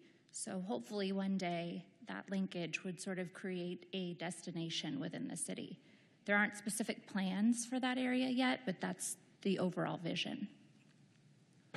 Could you elaborate a little bit, as this is becomes categorized as surplus, essentially land, which triggers some affordable housing type requirements, something we recently dealt with in another approval process that we did. Can you elaborate as to how this is going to be beneficial towards eventually meeting our affordable housing goals? Sure, thank you. Yes, as you pointed out, the last project the Planning Commission looked at, the Gateway Preserve and residential project, that did include Surplus Land Act, which requires 25% of the units be built at affordable to lower income households. So in this case, because it is city-owned land that we would be getting in the Crescent area, it would also be subject to that 25% threshold under Surplus Land Act. And just for elaboration, that's compared to the 15%. Yes, so it's higher than the zoning ordinance inclusionary requirement of 15%. So it would allow us to meet our RENA goals quicker than if it were just the standard 15%. There has been questions, and I'd like to actually ask the applicant as well as yourself about the lack of the retail. But first to staff, is there anything in the TOD that would preclude or require the use retail within that, in addition to the residential development that you just discussed? Not at all. Actually, it encourages it. I have a couple more points on the TOD design if you'd like to hear. We would likely look to include street-level retail to activate sidewalks with a cafe culture linking transit to the park. It would be placed in a downtown-style grid structure to allow for creative office, hospitality, and higher density residential, which would be targeted to a young workforce. Retail, residential, and commercial would be in close proximity to transit. So we are looking to really integrate retail and commercial within higher density development within the Crescent. So that's potentially, as the city looks at its area. To the applicant, originally there was the 25,000 square foot commercial retail space that was included. Had you given any thought to, within this development, including any type of retail space, any type of an accessory type of a retail space in this project? Typically, the accessory retail component relies on density. And each of these parcels, and there's actually 5 parcels, are fairly small. I believe the largest is about 320 homes or so. And so it would make sustaining accessory retail somewhat difficult, and the last thing we'd want to do is have failed retail. But I think just as importantly, and I showed earlier, is that these locations, especially south of the rail, there's potentially underutilized retail in that same area. I know that the Alton Center, which is just down at Alton and Technology, about 2 years ago, Starbucks left there, and it's been sitting empty. And I think I can't speak for the Irvine company, but I think they'd love to have residents that could walk just down Alton and get to a cafe. So we know that there's retail in the area, and competing with that would be detrimental. We don't want to have failed retail that has to shutter. Okay, all right. I understand. I would encourage you to as you look at that to consider that, because there will be, when you look at the totality of the number of residents, there might not. I don't want a business set up to fail, but it might still be there as a potentiality. One more question to staff, and then I'm going to hand it back over. I may come back. In this, the additional, I think it was 35 acres versus the 26 acres, the additional 9. What is have we had an appraisal as to what the valuation of that additional land that the city is receiving is roughly? I know that staff is actively working on appraisals for that land. I don't think there's a final number as of yet, but there will be prior to this going to council. Okay. All right. I might have more questions, but I'll hand it down for now. Thanks, Seth. Jeff? Thank you. Thank you for the presentation, and thanks for the community members coming out. It's great to see people involved and caring about the future of their community. We voted on this in February, I think, and approved these planning maps for the small residential portion and the office buildings. Is 5 Points able to just go ahead with that plan and build that if this doesn't get approved here and at the council? Yes. I mean, no, I'm sorry. No, they wouldn't be able to build. The project is dependent on, as we said, a proper exchange agreement, and it would, if the actions are denied tonight, then they still have the entitlement for the previous ones that were approved back in November 2024. So they would be able to build the current plan? Correct. And would those contribute to the CFDs, the commercial properties? Yes, they would. They would. Mm-hmm. And then I think it was $200 million towards CFDs. Do we know what percentage of that would go towards Great Park amenities as opposed to schools and infrastructure? No, that hasn't been allocated yet. Oh, okay. And then having lived in a couple of new communities in Irvine, the schools always seem to be overcrowded and impacted, and you have people buying houses and then not going to the schools, across the street from their house. How does the school planning process work? Because we work with, I think, 4 different school districts to approve buildings, and they must get a heads up. They must get approval, some kind of approval process. Thank you for the question, Commissioner Stark. Yes, the district has been working with 5 Point, and they are aware of the 1,300 unit proposal. The residents, the school district has an active agreement with 5 Points to fully mitigate for students from this development. Students from this development are tentatively assigned to Beacon Park and Solis Park for K-8 schools. And then students from this project right now are tentatively assigned to Woodbridge High School. So, And with that, there are no anticipated facilities impacts to Woodbridge High School because of it. Okay. So the impacts to Solis and Beacon, would that cost be covered by 5 Points in this development? Correct. Okay. Thank you. I have no further questions. Thanks, Jeff. I'll go down to Arnis. Thank you, Chair. Thank you to the public who showed up here to fight for your community. I've been there before this, and to advocate for more retail. So it's good to see that the residents coming out. That being said, I had some questions, and if it would help to go to slide 8, I guess it's conversion of land use from the staff report. Thank you. So just to ask staff, what would be the difference in like the CFD proceeds? Because I know that's an important part of this park, because we can't build the Great Park with public taxpayer dollars. Between the difference between residential and non-residential. And if you could explain. Thank you, Commissioner. We actually don't have that exact total. That would be, I would leave that to our administrative services finance team. But I can say that the rate for industrial and office is much lower than residential. So non-residential will be much lower.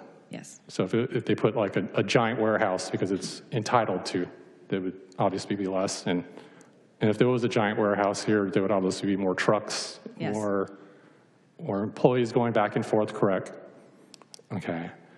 And with the CFDs, obviously that would, just to confirm it, that would help accelerate the Great Park construction, and it's the features that we all want to see. Yes, the money would go to those 3 items on the screen. And then staff actually the council had a meeting last September, and I believe they were looking at a 100 million like shortfall for phase 1, but that's no fault of ours. It's the bond market, obviously. There's stuff that's beyond our control here in the city of Irvine. How would this CFDs impact that? Was that taken into account? It would be helpful to that situation, yes. So that would help accelerate some of those features like the lake, and I won't go forward for it, but yes, right. Yeah, that's really out of my department's purview, yeah. Thank you. And then here in the Planning Commission, obviously we deal with the land use, and we have to deal, but we have issues of schools that the people brought up, retail. I mean, what can members of the public do to alleviate these concerns? Because we're dealing with not just IUSD, we have many different stakeholders here. We have the county that owns major parcels of land, which we'll probably have to see, and I believe the federal government owns land across the street from the Great Park neighborhoods too. So what can they do? I think in the short term, we are hearing a lot of questions related to school district planning. I want to be really clear that the city of Irvine does not do school district planning. That is the school district itself. So I think a good way to approach it, if someone was curious or had questions or had comments, the board for the school district holds regular meetings. That would be a great place to address them directly, because we really don't have any kind of say over their school planning process. So to get the comments to them directly, I think would be helpful. The IUSD board, because they're or to any of the school boards wherever your district is. So Saddleback in this case, because they all have board meetings. Yeah. Excellent. One of my last questions was, you discussed the TOD, that the land that the city is going to get. What can the Planning Commission do and the residents here? Because I know there's a deep need for infrastructure, whether it's retail, amenities. What can we do to accelerate that? Because hypothetically, this all goes through, the city gets this land and it's prime land, and we could do a lot with it. We could, like you mentioned, have street level retail, and we could have housing, and I think people don't want to wait, but what can we do, or what can we tell them? I think the first step here is actually, the council would actually have to approve the land swap. We don't have control over the Crescent site yet, so I think the first step is the next part of this hearing process is actually at the council. You know, if residents are supportive of that or have comments, that's the next stop and the next time to address those public comments to the decision-making body. But, you know, we're here at the staff level helping do the behind-the-scenes planning if that project does move forward. I know there's a lot of excitement about it and interest. A lot of, you know, the business community is looking for that young, kind of hip, young professionals place to live. We hear it over and over again. So it's a really exciting opportunity, and we'll see if it moves forward. Okay. And my last question is to staff. What are the consequences of doing nothing? Because I believe through RENA, we have obligations to the state to build housing, and we have a developer agreement that's here. And does the Planning Commission even have a nexus? I mean, can we anything or sit on it? You are definitely correct in that, you know, we have a really aggressive mandate from the state for housing. We are trying to meet our RENA numbers through this housing element period. New housing helps us do that. These kind of non-residential projects don't help us with that category. So yeah, we're always looking to be compliant. We want a compliant housing element. That's really important. It protects the city. So we try to move forward to protect that RENA. So it's safe to say there would be like legal exposure for the city for not complying, and that would hurt the taxpayers ultimately. It's not good to have a non-compliant housing element. I'll say that. Oh yeah, nobody wants to be in Sacramento's list, right? No. Thank you. That's all my questions. Thank you, Raj. Thank you, Chair. Thank you, staff, for the presentation. Thank you for the applicant. So I reside at the Cadence Park, and at the core of that is construction, has been going on since the summer. A lot of that comes to surprise because we, as residents, we don't know what to expect. 1 minute we're at school, we have all this, you know, ample playground. My son's practicing biking, and all of a sudden, next thing you know, fencing's around. You got construction crew. That element of surprise is such a, I don't know, it's really dissatisfactory for a resident like myself. And I want to know, how is it that we can increase transparency from the schools to know, and can we as residents have a say in where and what the construction would be for Beacon, Solis, Portola? Is it that they just decide, you know what, we'll just throw whatever we want and take up some of that land and build a little bit high in terms of a building to accommodate for X number of students? I'd like to know that process. Thank you, Vice Chair. All of those kind of questions and concerns are perfect to be raised with the IUSD board. We don't have any say in their planning, their construction schedules. We just don't have any say in that. Okay. Somehow they should also be here too, personally. But the CFD dollars, how does it trickle down to, like, how does it work? When you have a build out, do we start seeing the benefits of that CFD go towards infrastructure and amenities after X amount of homes are, let's just say, occupied, or, you know, you have a certificate of occupancy, or does it matter? Like, I just want to know.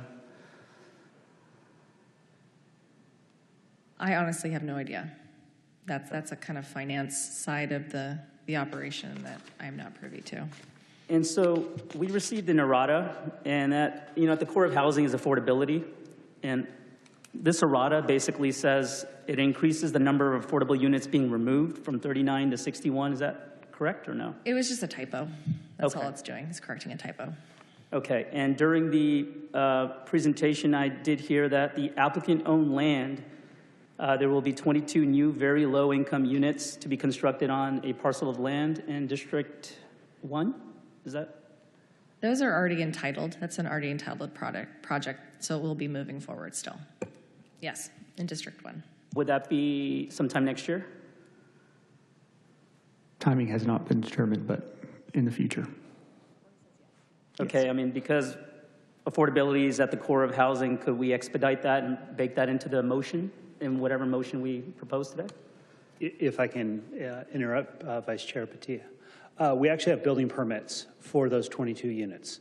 So we've gone through the approval process. We are ready to go. There were some questions as to who was going to build those, but we have building permits. So those we anticipate moving very quickly on.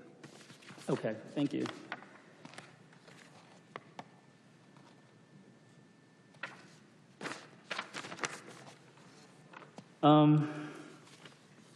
Yeah, I'm all about, a fair sort of, I wouldn't call it trade, but just sort of I'm a resident at the Great Park. We have a slew of different projects that we see in phase 1 as a framework all of a sudden get shifted to a phase 3.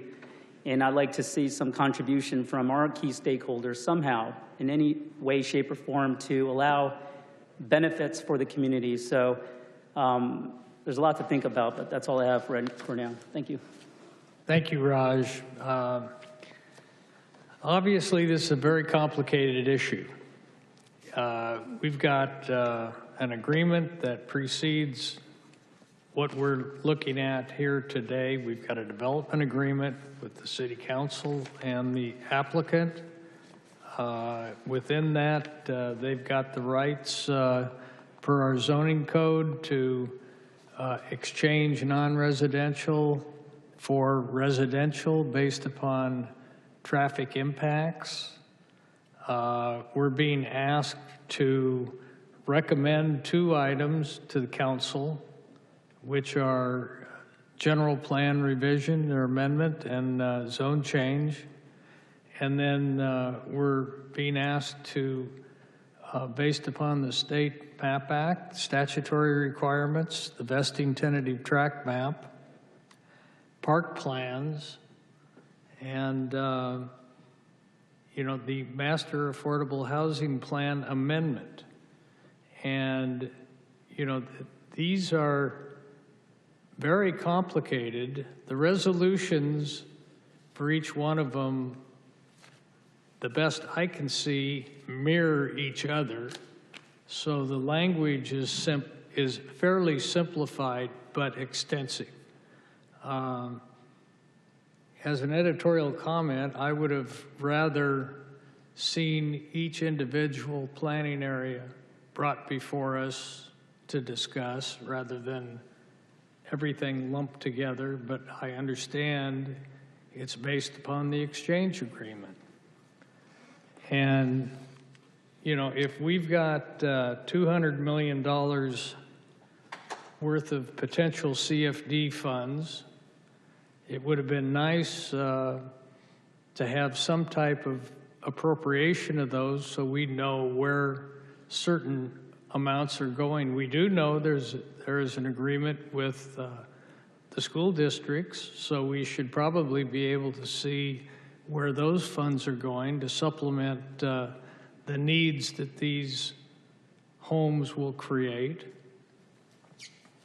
We've got a 9-acre surplus going to the city in the exchange, and if the property's worth $5 million an acre, you've got $45 million available, and it would be nice to find out where those funds would be going.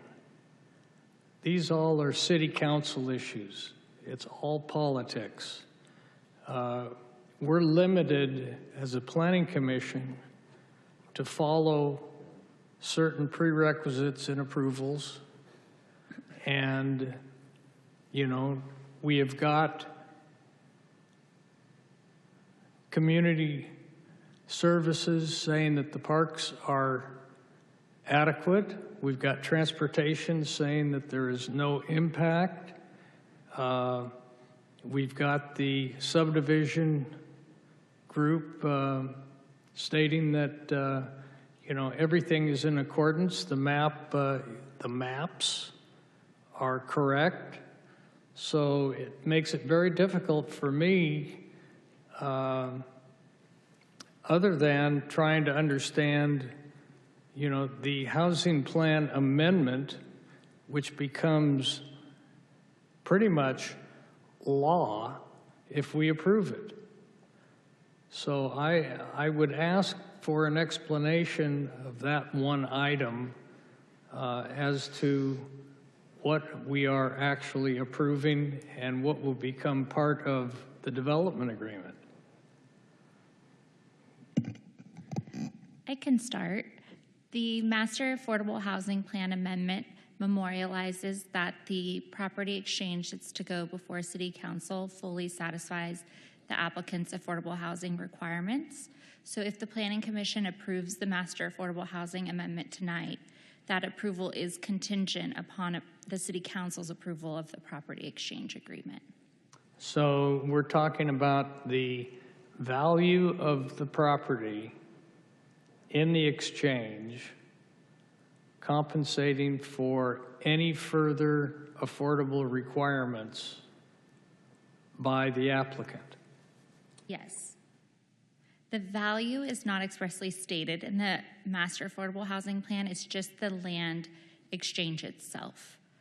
There's obviously an inherent value, but the value portion of that property exchange is within the council's purview, as you mentioned earlier. Okay. I will ask my fellow commissioners if they have any other questions or statements before I close public hearing. Branda? I do, and thank you, Chair. I guess I just want to make it clear. Is there any way we can tether community benefits that have not been addressed, that the public commenters have come and addressed, to this current approval project tonight before us? I don't believe there's a nexus to do so, but in recommending approval, should the commission want to do that tonight, you could certainly provide recommendations for the council to consider in their review of the entitlement applications and the property exchange agreement. The recommendation to City Council to explore ways to work with the partner to bring community benefits to the planning area. Okay. And I believe when we were going over the general plan amendment, we had requested a representative from IUSD to come at that time to address some of the school concerns that we have been receiving from public commenters. And at that time, nobody was available. But I'm wondering, could we just make it a standing rule that we would always reach out to IUSD and perhaps the other school districts on a project where there are schools involved? Because it seems like a common question as to, what is the planning process? How do they ultimately decide on the size of a school?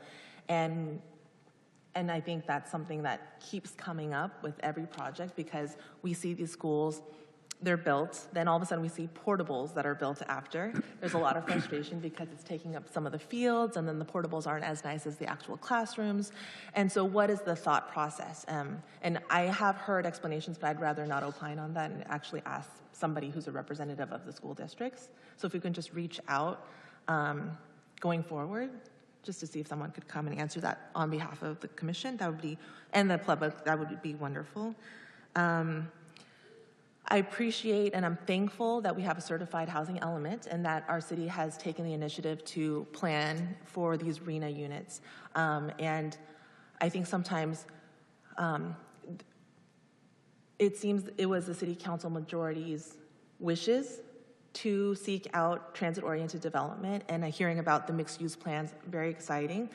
I think the bigger perspective is, if we didn't find and put the density here, it's true that the city would then have to find it elsewhere, away from transit, correct? And that's something that we were all fearful of, right? Existing villages, existing neighbors. So I'm in support of the plan and putting transit in the putting housing, and the density near transit.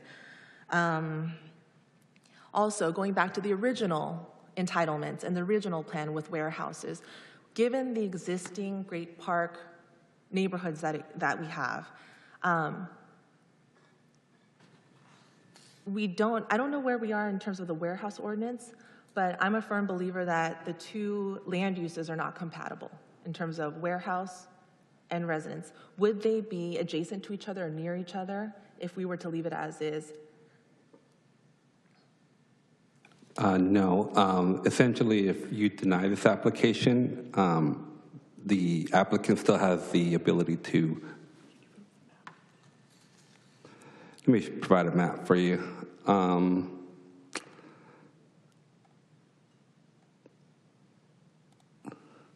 Essentially, the applicant could revert, if the application was denied tonight, the applicant will revert back to where the areas are circled in red. They were identified as potential sites for warehouses. If the application is denied tonight, the applicant could come back with master plans for that. So essentially, there would be no residential close to the areas where the applicant is now proposing residential. I'm sorry, could you repeat that? There will be no residential, there will be no warehouses adjacent to residential, as the sites were originally planned for warehouse purposes. Originally they were situated for warehouse purposes. Okay. But the current plan, do the existing Great Park neighborhood amenities, would they, and the retail and all these things, be closer to what is being proposed now versus what was existing? I'm sorry, could you repeat the question? I guess, how do I phrase this? Should the current plan not be approved and 5 Point proceeds with warehouses and the density is put elsewhere, there's a possibility, would there be a greater possibility that the new homes that are planned be further from community benefits that exist? Yes. Because ultimately what I'm seeing is it's going to be near the existing Great Park amenities that are not only planned or exist, but also proposed. And my understanding, and correct me if I'm wrong, is that the Great Park neighborhood vision is very different than the Irvine companies, right? Where each one has a village and separated. And the Great Park is, I think, more like Woodbridge, where they all share the amenities, it's a larger area. So they're just two different styles, different plans. And so in keeping with making sure the residents in these new Great Park neighborhoods have access to community benefits existing and planned, would this plan, the proposed plan, be better for that? If that makes sense. It would be. Okay. It also provides, I'll just add, more density, as I was noting, in an area where it has the potential to be a bigger economic driver with the spectrum so close, and then obviously contributes to visitors at the Great Park and the vitality there as well. Okay, thank you. And that's it on my end, Chair.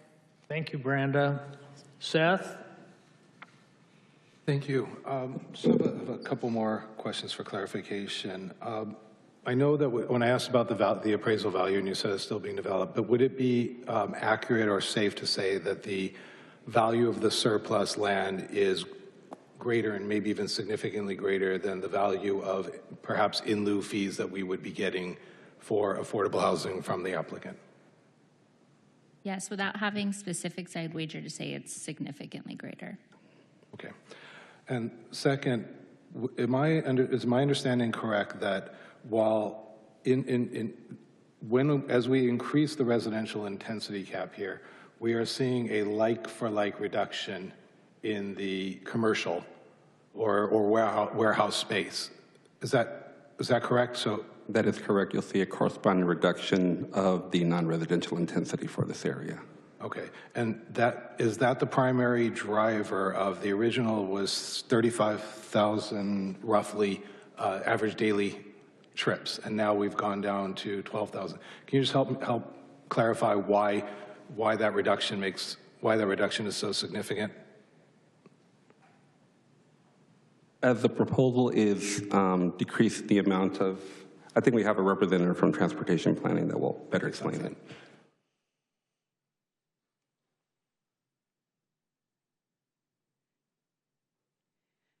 Good evening, Commissioners. My name is Sunsun Tweet Murillo. I'm Transportation Manager with Community Development. And in reviewing the original project and the conversion of non-residential to residential, the quantity that was converted was actually based on trip generation from the non-residential to the residential. So the maximum number of residential units that are proposed is based on maxing out, I think it's the AM or the PM peak, so that still still within the development agreement and the maximum intensity that was approved as part of that agreement, the conversion from non-residential to residential, that conversion is based on maintaining that trip cap in terms of the AM and the PM. And when that cap is held, there is an overage, or not an overage, but a reduction of the ADTs resulting from the residential. And just to put it in language that's easy for someone like me who's not an expert to understand on this, that would just be that the number of people that would be employees at a warehouse and the number of trips and or the usage of that warehouse or distribution center is significantly more than the average family that would be moving in to a home. Correct, because typically non-residential has trips throughout the day. Right. Residential trips are typically AM and PM for the most part, and just significantly less in generation than the non-residential. Okay. Okay, thank you. I think it's just, I mean, it's a significant reduction which has positive overall benefits. I just would like to make one comment and then I'll end. I think that the I really hear and I respect the comments that are coming back from the community about wanting to finish out the great park and all of the amenities that are encouraged. And I think I'd like to echo, I think, Vice Chair Bhatia and Commissioner Lynn, where I would absolutely support a conversation if we were to approve this, where we encourage further dialogue between the city and the developer, in good faith, to try and see how we can work together to try and deliver on that win-win-win for everybody, and recognizing that there are different goals and there are different motives within there, but that I truly believe that everyone does want to create a positive partnership in this, and that 5 Points of Heritage Fields has been a positive partner and will continue to be a positive partner. But I would encourage that good faith conversation to continue. Having said that, that is a little bit outside the purview of the Planning Commission, and that really does get to what council needs to do. So I believe that that would be something that we would potentially include in our recommendation if we were to go forward to council. Thank you. Thank you, Seth. Jeff? Oh, thank you. Yeah, I would agree that we could ask the council to have a good faith conversation with 5 Points about potential community benefits. I would say I do think this is a better use for the land. It's better to have housing than warehouses or offices. It does give a community benefit in that it's going to give more money towards CFDs. It's also going to give us the ability to build a downtown area with retail with an enhanced amount of affordable units. And it could give the density to that. It could be the spark for that whole corridor to be redeveloped into what could be an Irvine downtown, and give us the density to have future, public transportation that's supported with that density. So I am supportive of this land swap. Plus, we're getting an extra 9.4 acres, which has a lot of value. Thank you. Thank you, Jeff. Brenda, you have one more comment? Or is it Arnis? Raj. If we conclude deliberation, I'll like to make a motion, but I'll hear everybody out. Let me make sure that there are no other comments on our...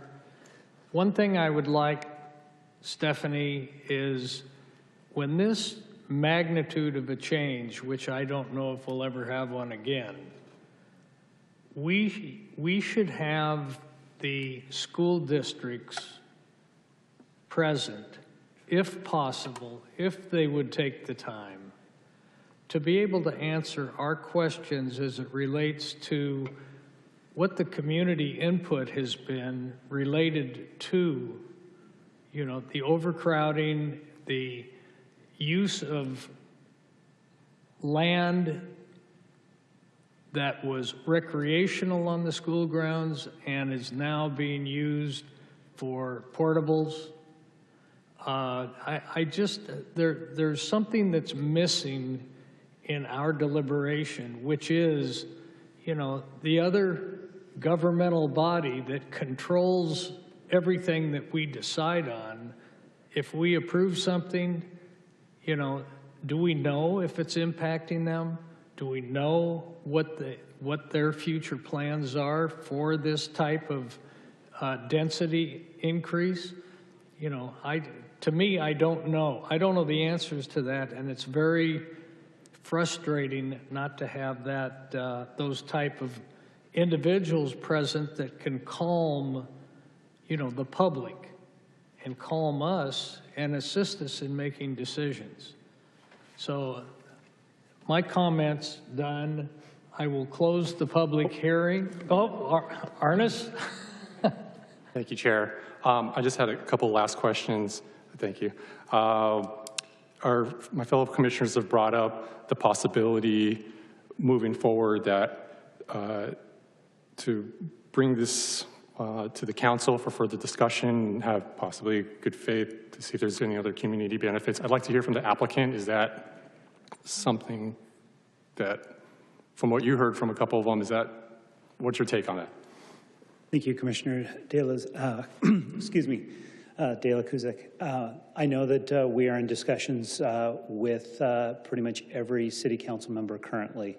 We think this is a good opportunity, not only for benefits, but for the exchange. So those conversations are going on in earnest. And so this is basically that next to last step, but those conversations are going on almost as we speak. Yeah, whatever we could do to accelerate that and find some resolution, that'd be fantastic. I pay the Great Park CFDs, I think longer than most here.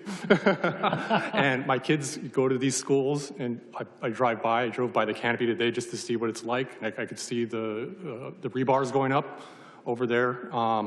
So moving forward, I know we want to get this park done. I want to see this park done because I drive by it and I'm paying for it. But for the Planning Commission purposes, like, we have residents who want to accelerate, they want to see progress, but it sounds like it's the council's responsibility, it's their nexus to see certain of these projects done, right? It's not for us to decide, like, the funding, right, or which goes first. Yeah, and so is that correct? You are correct. Okay, thank you. No further questions. I would suggest that, in our approval process, that what we send to the commission or to the council has a recommendation that defines, to the best in their exchange agreement, defines where the surplus funds would be going to satisfy the community needs. I mean, that's just off the top of my head before I say anything else. But I would like to have something in a motion like that puts the onus back on council to complete, the transaction. So I will, at this time, close the public hearing and allow any other few comments between us, or I'd entertain a motion on 20 items. Chair, I'd like to make a motion. I'm going to call this a civic dividend motion. I'd like to make a motion to adopt staff's recommendation actions and approve all proposed resolutions and errata. This action supports the continued build out of the Great Park neighborhoods and acknowledges the thoughtful planning and collaboration between city staff and the applicant. However, I also believe that as we approach the final stages of development, we must ensure the growth continues to serve a broader civic purpose. Therefore, as part of this motion, I encourage that the city staff, city council, and 5 Point revisit future discussions to explore enhanced community benefits for the betterment of the Great Park and Greater Irvine, including but not limited to the timely development of the Great Park Main Library, expanded transit-oriented infrastructure such as the Irvine Connect system, and other innovative amenities that are revenue-generating. This motion reflects support for progress while preserving the flexibility and partnership needed to ensure the next phase of Great Park builds not just more homes, but stronger community and lasting legacy for Irvine residents. It's very general, so. I appreciate the motion. It's very long, and I'm not sure that our city attorney heard every word of it. Jennifer? Need a transcriber for that. I think if I could recap real quickly, I hear two parts to that motion. One is approval of staff recommendation, including all of the resolutions that are outlined in the staff report. And then two is the encouragement of continued conversations between the developer, staff, and the council related to a new, additional, or extended community benefits. Yeah, no specifics, just encouragement. Correct. That is correct. So that's my motion. Since we're collaborating here, Ernest, do you have a? It's a lot to bundle over there, but what is the applicant's take on that? I mean, there's obviously some more details involving the park here in the conversation. No, so what is? Thank you, Commissioner. Your opinion on this? Again, I appreciate the support of the Planning Commission and appreciate that the recommendations that's included as well. So that sounds good to me. May I have a second then? Chair, Brenda? I'd like to propose an amendment to Vice Chair's motion. Okay. And it'd be a motion to approve staff's recommended actions, as well as a recommendation for for City Council to request a representative to be at the meeting. I mean, this would have to happen before, so I guess we would just make a recommendation. If you can let City Council know to ask for an IUSD representative when this comes before the City Council, so that they could be there to address the questions about schools. With a recommendation for clarity or regarding CFD funds. I don't know if they already received a update on CFD, but in terms of where the money is going, how much is left, what they plan on doing, it's just some kind of overall clarity as to CFD funds. A recommendation to continue exploring community benefits with 5 Point, and a recommendation for more clarity as to the surplus, which Chair recommended and had mentioned in terms of where the money is going, what they're planning on doing with it, with the surplus.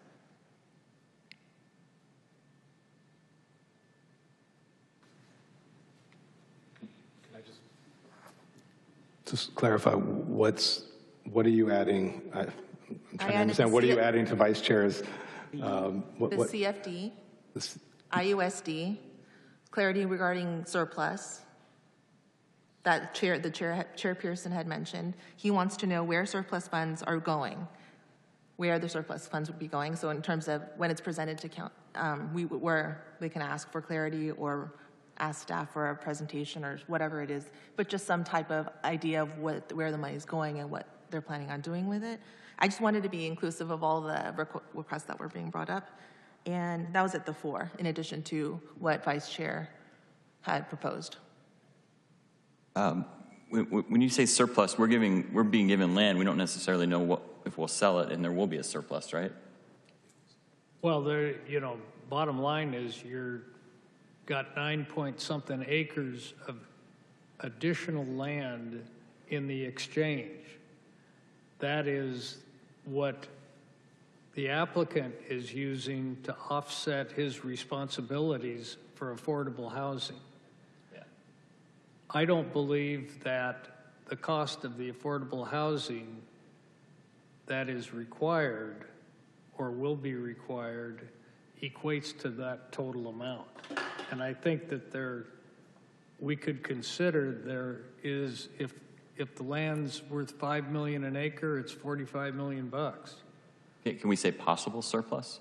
I want to make sure that whatever we say on this issue is clear.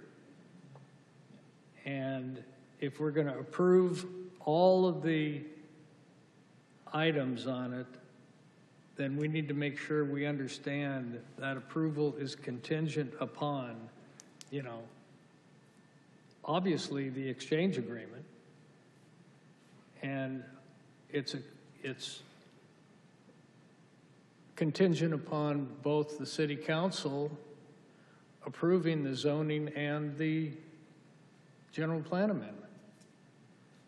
Then what we want to do is make sure that the funds have a fiscal responsibility to our community. We'd like to have it defined where that $200 million is going to go.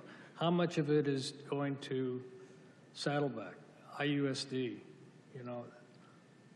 It'd be very nice. And I know that we're already paying those in the CFD, so you know what that proportionate amount is above your ad valorem taxes.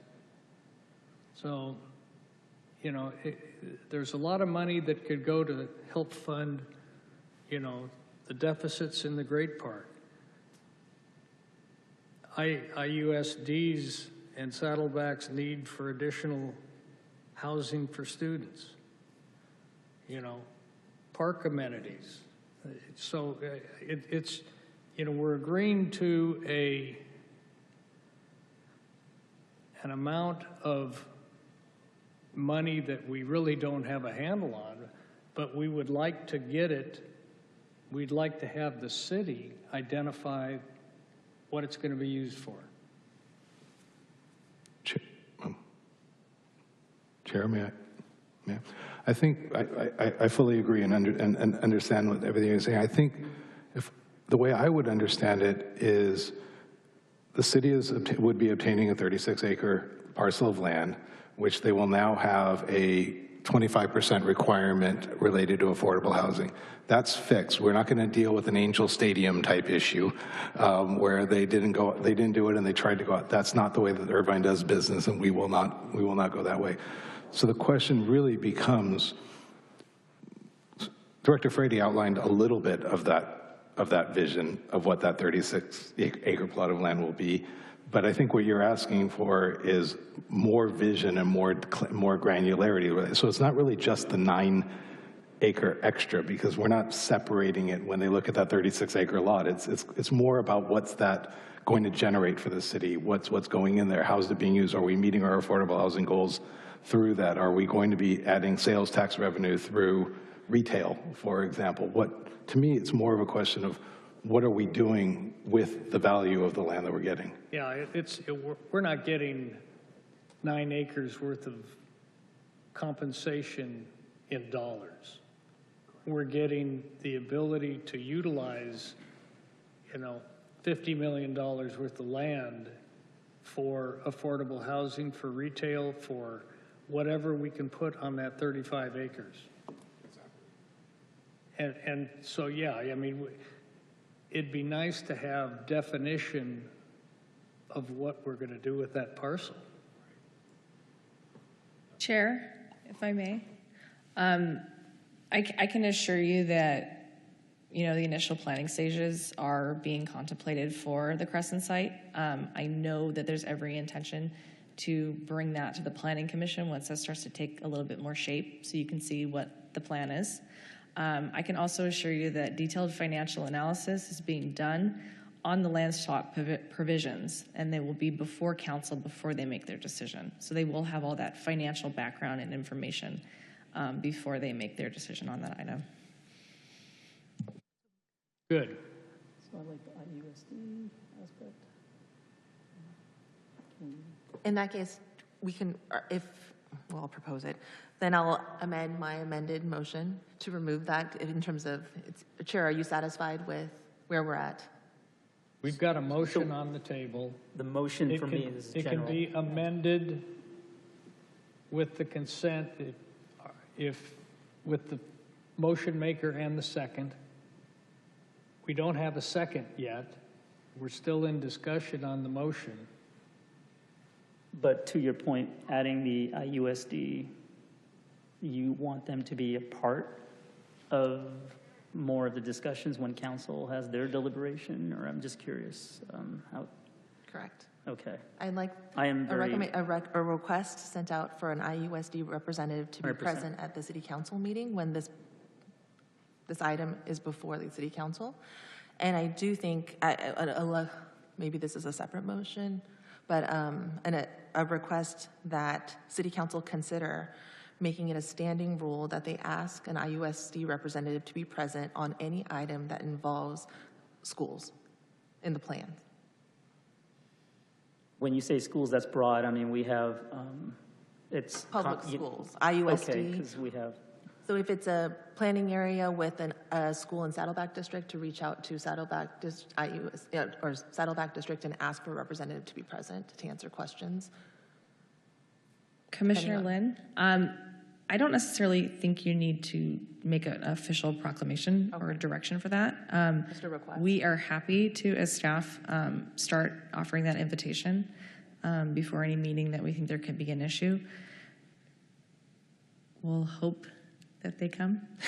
We've made the We'll do request our best effort to get someone here. Great, thank you. So I will revise my motion just to bake in the IUSD. I'll make it very short this time, but I make a motion to adopt the staff's recommended proposed resolutions, including the errata. Therefore, as part of this motion, I encourage the city staff, city council, and 5 Point revisit future discussions to explore enhanced community benefits for the betterment of the Great Park in Greater Irvine, inclusive of engaging with IUSD members, board members, to allow them to partake in future discussions that entail anything that affects quality of life for schools and housing in general. So I don't know if that makes sense.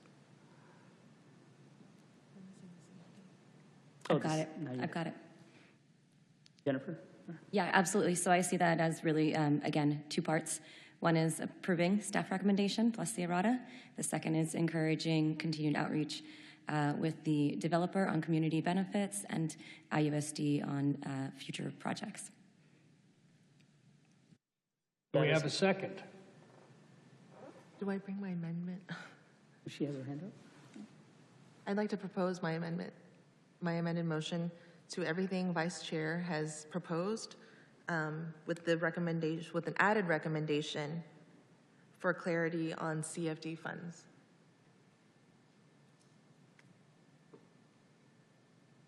Out of curiosity, does Finance Commission get involved at any point with CFD or no? I'm just curious. What's their scope? They do. They do, right? Yeah, any Okay, financial issues related to the city operations. I think when it goes to council, we should have a definition of magnitudes of the CFD funds going to specific locations.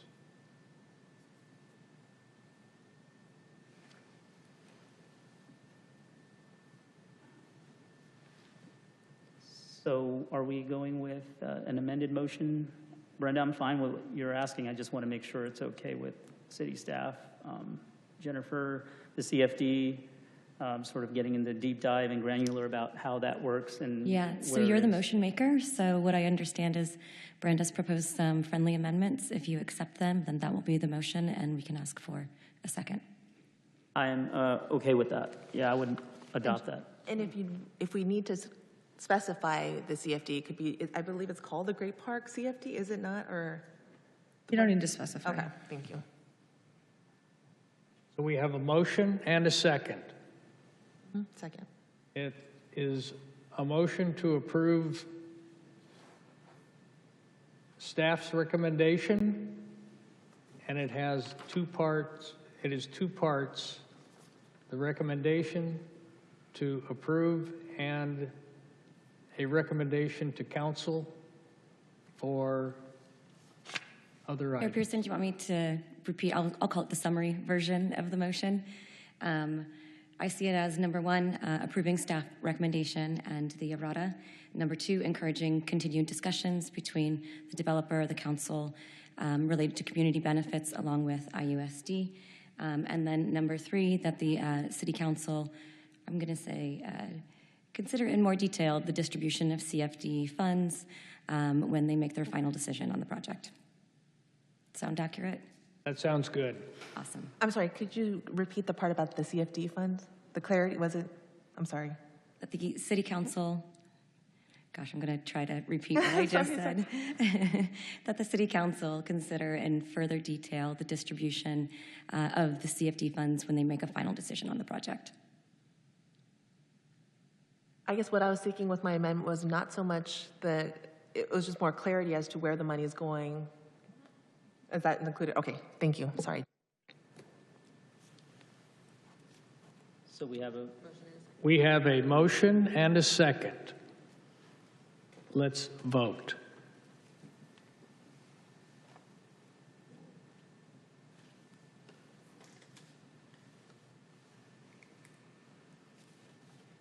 Chair Pearson, the motion has passed unanimously. Very good. Congratulations. We've got projects moving forward. We've got dirt to turn, and let's start thinking about our community that resides around there and let's try to find some benefits that take care of their concerns. Thank you.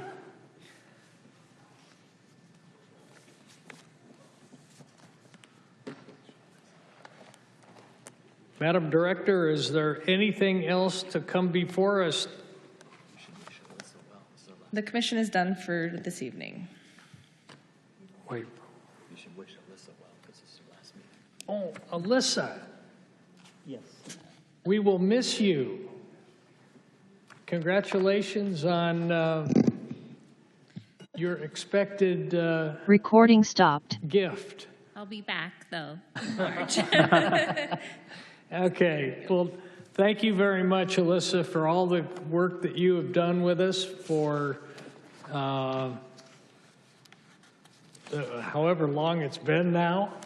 And at this time, I will go ahead and adjourn tonight's meeting.